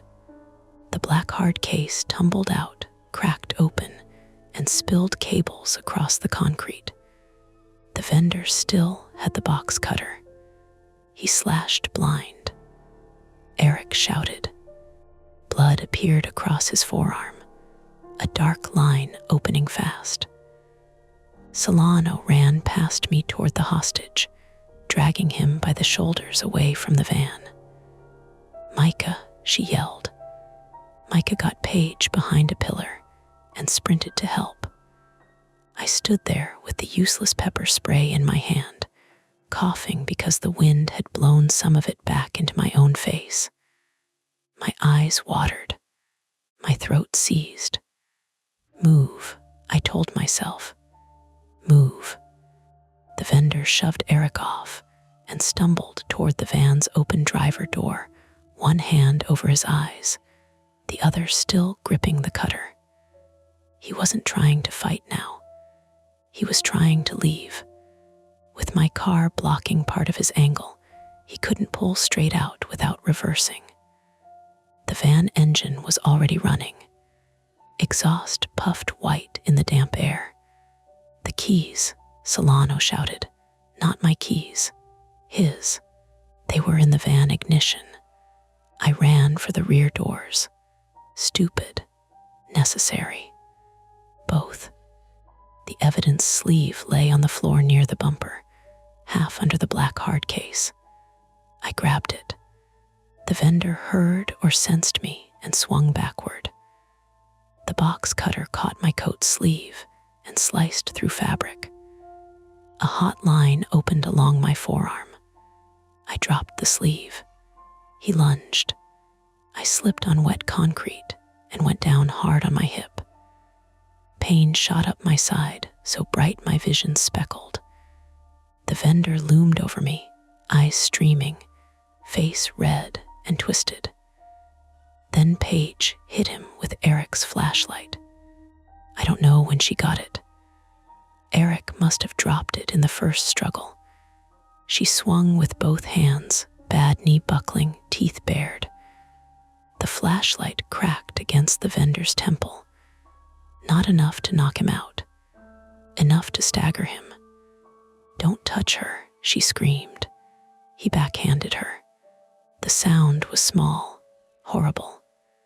Paige fell against the van door and slid down, stunned. Something broke in me then. Not metaphorically. Some restraint, some old habit of managing and apologizing and waiting for instructions, simply snapped. I grabbed the black hard case with both hands and shoved it under the van's rear wheel. The vendor stumbled into the driver's seat, still half blind, still coughing. His hand found the gear shift. Eric yelled, "Move!" The van lurched backward. The rear tire climbed the hard case. For 1 second, it held. Then the case cracked, cables snarled around the axle, and the van bucked violently sideways. The open rear door smashed into the concrete pillar with a shriek of metal. The engine roared. The tire spun, chewing through cable and plastic. But the van had wedged itself at an angle between my Subaru and the pillar. Trapped, the vendor tried to climb out. Eric got there first, bleeding arm clamped against his side, and slammed the driver door shut on the man's leg. The vendor howled. Solano was there a second later. She drove her knee into the door to pin it, grabbed the man's wrist through the open window, and twisted until the box cutter clattered onto the driver's seat. "Cuffs," she shouted. "I've got one hand," Eric gasped. Micah left the hostage propped safely behind a pillar and ran in. He yanked the zip ties from the hard case wreckage, then swore when they wouldn't work. I crawled to Eric's belt, found the handcuffs, and tossed them to Solano. My forearm was bleeding through my coat. Paige was on the ground, one hand to her cheek, blinking like she couldn't find the room. The fire alarm kept screaming. Solano cuffed the vendor's right wrist to the steering wheel. Eric hauled the door open enough to yank his trapped leg free, then pinned him against the seat. The vendor fought until Micah grabbed his other arm and twisted it behind the headrest. "Stop," Micah said, voice low and shaking. "Stop before someone dies." The vendor stopped. Not because of reason. Because he was out of air, out of distance, out of script. For 10 seconds, nobody moved except to breathe. Then the hostage started sobbing. Not loudly, brokenly, like his body had waited for permission. Solano went to him first. She tore the remaining tape from his shirt and pressed it against the cut on his neck. "What's your name?" she asked. "D. Daniel," he said. "Daniel Price." Daniel Price, 39, male, was a delivery driver from Kent. We learned that in fragments as Solano worked on him, and Micah kept pressure on Eric's arm with his own overshirt. Daniel had come through the service area that morning with a delivery for a store near the old Sears wing. The vendor had offered to help with a jammed loading door. Then there was a hard hit behind his ear, a smell like gasoline, zip ties, the back of a van. He had been used as leverage because he had seen the man's face, because he had seen the equipment, because he had refused to hand over his phone. Police arrived not like sudden saviors, but late and loud, after the fight had already taken what it was going to take. First, we heard tires, then shouts, then boots on wet concrete. Tukwila officers came through the garage entrance and the service passage almost at the same time, weapons drawn, voices overlapping. "Hands, step back, on the ground." "He's cuffed," Solano yelled. "Suspect secured. Injuries. We need medics." An officer pulled me away from the van. I tried to explain that Paige was hurt, that Eric was bleeding worse, that Daniel needed help, that the strips were under the wheel, or in the sleeve, or maybe both, and none of the sentences came out in order. Paige crawled to me before anyone could stop her. Her cheek was swelling. Blood ran from her knee into her sock. She put both arms around my shoulders and held on with a grip that hurt my cut forearm. I did not tell her it hurt. I held her back. Across the garage, officers dragged the vendor from the van and forced him face down onto the wet concrete. His cap came off. His backward badge snapped from its lanyard and slid toward a drain. A fake badge I saw then, just a printed card in plastic. The name on it wasn't his. The photo wasn't even clear. A cheap prop good enough for hurried people in service corridors. Micah sat with Eric near the pillar, both of them pale, both shaking. Solano stood over Daniel with one gloved hand red at the fingertips and rain blowing silver behind her. The photo booth had never shown places I'd never been. It had shown places someone was trying to make us go. That answer should have made the world feel solid again. It didn't, because the places were real. The cameras were real. The man in the van was real. And when a paramedic finally wrapped my arm and asked me to rate my pain, all I could think about was the first picture. Paige at the fence, flash white and alone, in a place she had not yet been. A thing that had not happened because we stopped it. A thing that still existed on glossy paper. The first normal thing anybody said after the police took him away was that my car was going to need detailing. It came from a paramedic named Jules, who had a sleeve tattoo of ferns, and a voice so calm it almost made me angry. She was wrapping my forearm in gauze while I sat on the lip of the ambulance, parked outside the south garage entrance, rain ticking softly on the open doors above us. The cut wasn't deep enough for surgery, she said, but it was long and dirty. And because it came from a box cutter that had been on a parking garage floor and inside a van full of cables, I'd need stitches, antibiotics, and a tetanus booster. Also, she said, glancing toward my Subaru, where a police officer was photographing the open driver door, there's a lot of pepper spray in there. I looked at the car. My car had always been boring in a way I appreciated.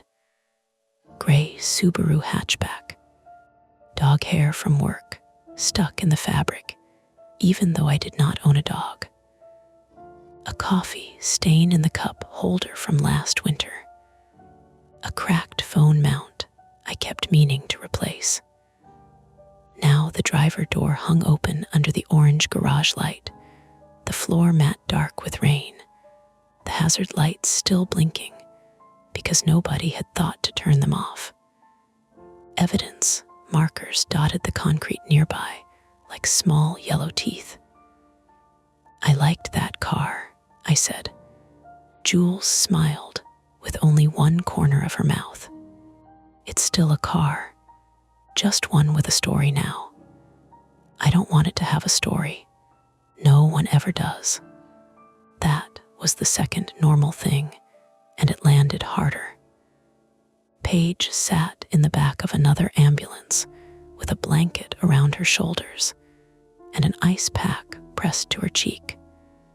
Her jeans had been cut at the knee so they could clean the scrape properly, and she looked furious about it, like the jeans had betrayed her personally. Micah stood beside her, holding a paper cup of water he kept forgetting to drink. Every few minutes, Paige would say she was fine, and every few minutes Micah would say, "I know," in a tone that meant the opposite.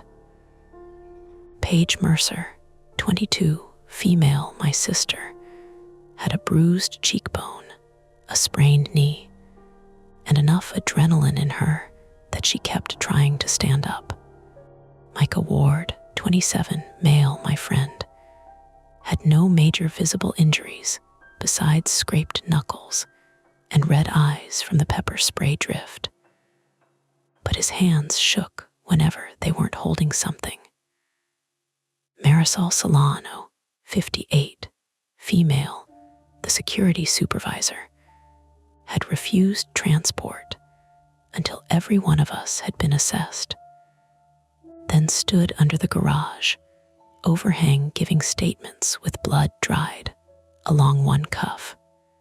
Eric Baker, 31, male, had gone to the hospital before the rest of us because his forearm cut was deeper than mine, and he had gone gray around the mouth while insisting it was not that bad. Daniel Price, 39, male, the delivery driver, was taken out on a stretcher with an oxygen mask over his face, alive and conscious enough to ask if someone had called his wife. Someone had. Solano did it herself. That was the kind of detail I held on to later. Not the big things. Not the van crashing sideways into the pillar, or the box cutter on the seat, or the suspect screaming while officers forced his hands behind his back. Those things blurred. What stayed sharp was Solano standing in the rain with Daniel's phone in a plastic evidence bag, asking an officer for permission to read one contact aloud, then telling a woman named Amy that her husband was alive before she said anything else. Alive first. Explanations after.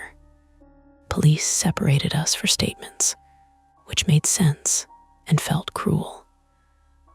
They put me in the back of a patrol car with the door open, not locked, while a detective asked me to start from the beginning. His name was Detective Howard Lasky, 46, male, with tired eyes and a notebook that had gotten wet at the corners. He did not perform disbelief. I appreciated that. He asked about the booth, the first strip, the woman in Nordstrom rack, the text messages, the staff corridor, the hoodie, the keys, the van. When he asked about the first photo of Paige by the fence, my voice stopped working for a moment. He waited. Rain drummed on the roof of the cruiser. Across the garage entrance, officers moved around the white van. One photographed the black hard case where it lay cracked under the rear tire. Another lifted cables into evidence bags. Fake badge went into a separate envelope. The evidence sleeve with the strips had been recovered from inside the van, damp but intact. I looked at Detective Lasky's pen. She wasn't there yet, I said. I understand. No, I mean that's the part that makes no sense even after it makes sense. He nodded slowly. He had cameras and staged locations. He may have had an image of your sister from the booth and composited or printed it against a prepared background.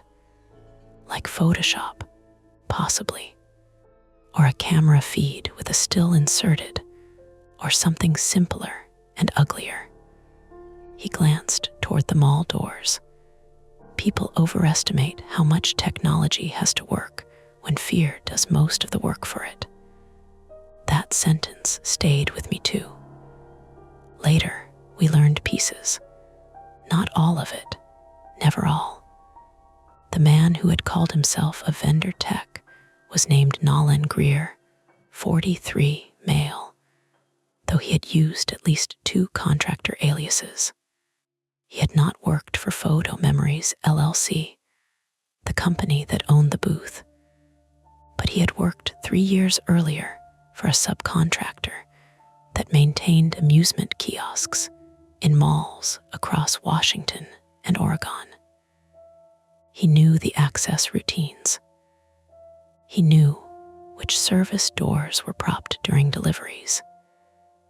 He knew that a backward badge, a hard case, and a frustrated expression could carry a man through places where nobody wanted the hassle of stopping him.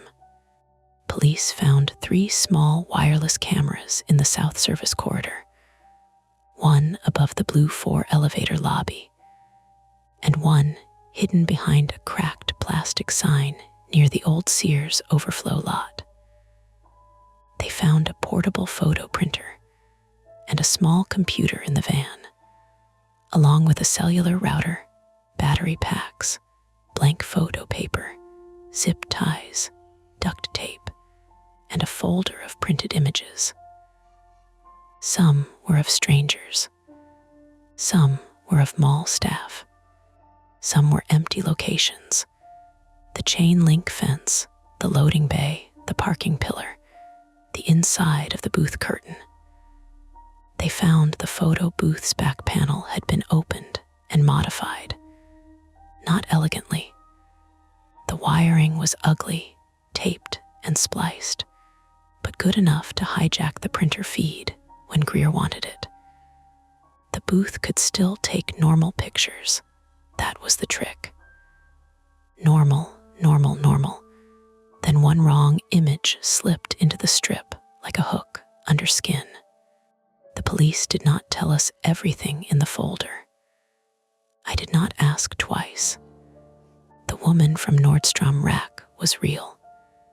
Her name was Bate Calder, 44, female. Her son had not been harmed, but the garage photo she described had been one of Greer's earlier tests. The open garage door that night had likely been him seeing whether he could turn a printed image into a household panic. Bate identified him later from a photo lineup as a man she had seen near the booth the same day her son's strip printed wrong. Gary Nolan, the janitor, was questioned and cleared. He had propped the staff door with his little black doorstop like he always did when hauling mop buckets, and Greer had taken advantage of it. The management office deadbolt had been thrown from the inside earlier, after Greer apparently entered through the admin corridor during the power flicker, and left through another service route. The sprinkler head had been cracked with a tool, not triggered by a fire. The communications failures were partly weather, partly the garage's bad reception, and partly Greer using the dead zones he already knew. All of it was explainable. Every piece. That did not make it easier to sleep. At Valley Medical, Paige and I were put inside by side treatment rooms, separated by a curtain that did nothing to hide sound. I heard her hiss when they cleaned her knee. She heard me curse when they gave me the tetanus shot. Micah sat between us in a plastic chair in the hall, wearing a disposable hospital sweatshirt because his own shirt was still wrapped around Eric's arm somewhere in an ambulance or evidence bag. "Your friend keeps trying to apologize to the nurses," Paige called through the curtain. "I'm being polite," Micah said. "You apologized to a blood pressure cuff." It was aggressive. For a few seconds, I laughed. It hurt my ribs, my hip, my arm, my face from crying earlier without noticing. But I laughed, and Paige laughed too, and then neither of us did because it turned too quickly into something else. A nurse came and went. The curtain shifted. Paige's hand appeared underneath it, palm up. I stared at it. Then I reached down with my bandaged arm and took it. "I'm sorry," I said. Her fingers tightened. For which part? For making everything my job, for yelling, for Tuesday, for thinking if I had answered the phone sooner, Aunt Ruth would have, Lena. I know, I know it doesn't make sense." "No, you don't." Her voice was rough. "You keep saying you know, and then you build a little courthouse in your head and put yourself on trial anyway." I closed my eyes. The hospital smelled like antiseptic, coffee, and wet clothes drying badly. Somewhere down the hall, a monitor beeped in a steady pattern, almost soothing. Almost. "I didn't want to go to the garage," I said. "I know. But I also did. I know. I thought if I could just get ahead of it." "You can't get ahead of everything." I opened my eyes and looked at our joined hands under the curtain. Her nails still had my blood under one edge from when she grabbed my wrist in the mall. Mine had black grease from the parking garage that no amount of wipes had fully removed. "I hate that," I said. "Yeah," Paige said. "It sucks." That was the closest we got to a dramatic emotional breakthrough. Two sisters holding hands under a hospital curtain, agreeing that reality sucked. It was enough. We were released after midnight. Micah drove us home in Paige's car because mine stayed at the mall, taped off and dusted and contaminated with pepper spray. The rain had settled into a thin mist that turned streetlights soft around the edges. South Center Parkway looked almost normal again. Fast food signs glowing, buses hissing at stops, wet brake lights stretching red across the asphalt. We passed the mall on the way out. Most of the public lights were still on. From the road, you couldn't tell anything had happened there, except for a cluster of police vehicles near the south garage and a news van idling by the curb. The building looked closed and tired, a big ordinary box full of ordinary stores. Paige leaned her head against the window. "Do you think the booth is still there?" "No," Micah said. "They took it. You saw them." "I saw 2 officers and a guy from some evidence unit rolling it out." She nodded. Then, after a long minute, she said, "Good." But her voice did not sound like good was possible yet. In the days after, normal life came back in pieces, and not in the right order. The funeral happened on Monday. Paige wore black flats borrowed from a neighbor because we never bought the shoes. One rubbed a blister into her heel during the graveside service, and she didn't mention it until we got home. I carried tissues and safety pins and a folder of paperwork because I did not know how to stop being myself in one weekend. But when my phone rang during the reception, I answered it outside immediately, even though it was only the pharmacy telling me my antibiotics were ready. Paige saw me through the window and didn't tease me. Micah came back to work 2 days later and put a sticky note on the clinic printer that said, "If it prints a prophecy, turn IT off first." Our manager made him take it down before clients arrived, but not before I saw it, and laughed hard enough to scare a boarding terrier. Eric needed stitches and a tendon evaluation, but Solano texted me through the official victim liaison to say he had full movement in his fingers. Daniel Price went home after 2 nights in the hospital. His wife sent a message through the detective that said thank you and nothing else. I understood the nothing else better than the thank you.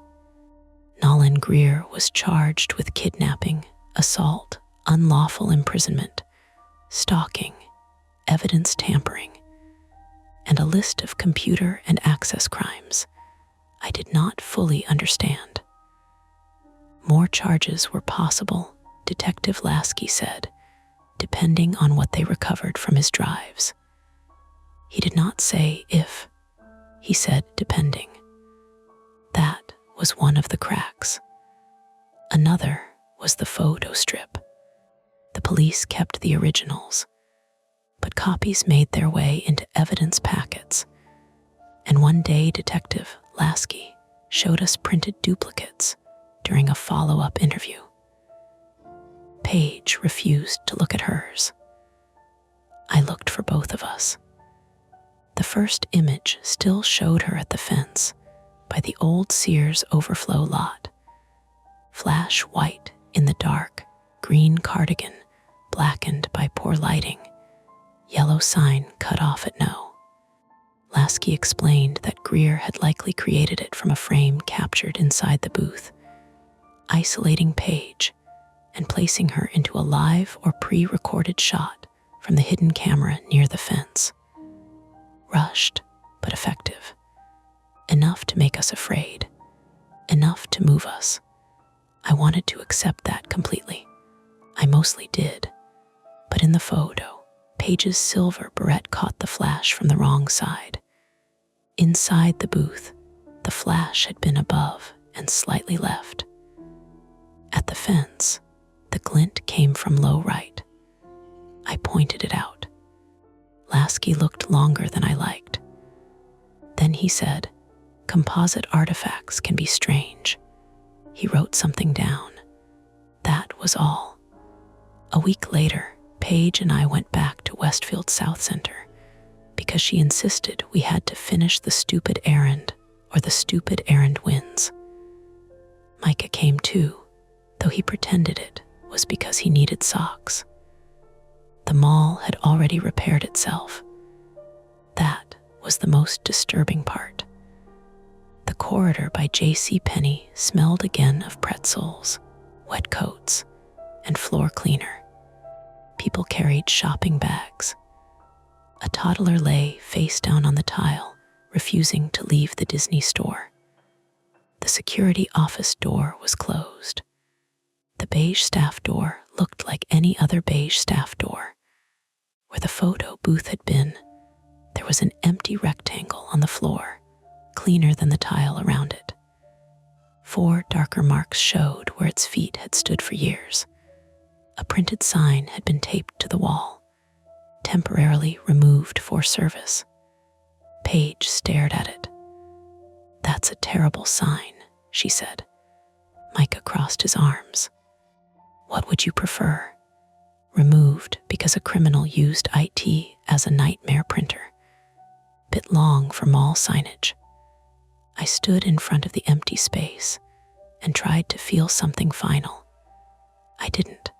The absence had weight. The photo booth was gone, but I could still hear its dry little printer chatter if I thought about it too long. I could still feel the warm strip in my hand. I could still see the 4th black frame, as if a palm had covered the lens. Paige bumped my shoulder gently with hers. "Come on," she said, "shoes." This time, she chose the first pair that fit. Plain black flats. Not court shoes, not pilgrim shoes, not substitute teacher in March shoes, just shoes. At the register, the receipt printer jammed. The cashier apologized, opened the little plastic cover, tugged out a curl of white paper, and laughed. "Machines hate me today," she said. None of us laughed with her right away. Then Micah did, too loud. Paige followed. I managed something close. Outside, the rain had stopped. The sky over the parking lot was a flat winter gray, and the wet pavement reflected brake lights and cart corrals, and people stepping around puddles like nothing had ever been wrong. Almost ordinary. That was what we got. Not clean safety. Not closure with a bow tied around it. Just ordinary with seams visible if you knew where to look. I still keep a copy of one photo in a folder I don't open. Not Paige at the fence. Not Daniel by the loading bay. Not Blue 4.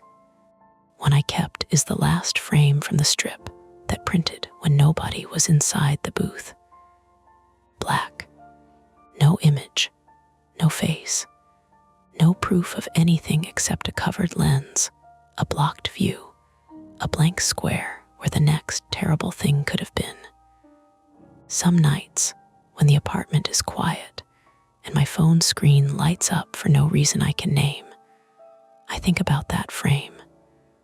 I think about how fear does not need the impossible. It only needs access, timing, and a door somebody assumes is supposed to be open. Then I check the lock. Once, usually once. And that's the end of today's chilling tale. If you enjoyed this story and want more nights full of suspense, don't forget to hit that like button, subscribe to Mia Horror Stories, and turn on the bell so you never miss a scare. I've got plenty more stories waiting for you, so stick around and check out the other videos on the channel. Thanks for watching, and until next time, stay safe and don't look behind you.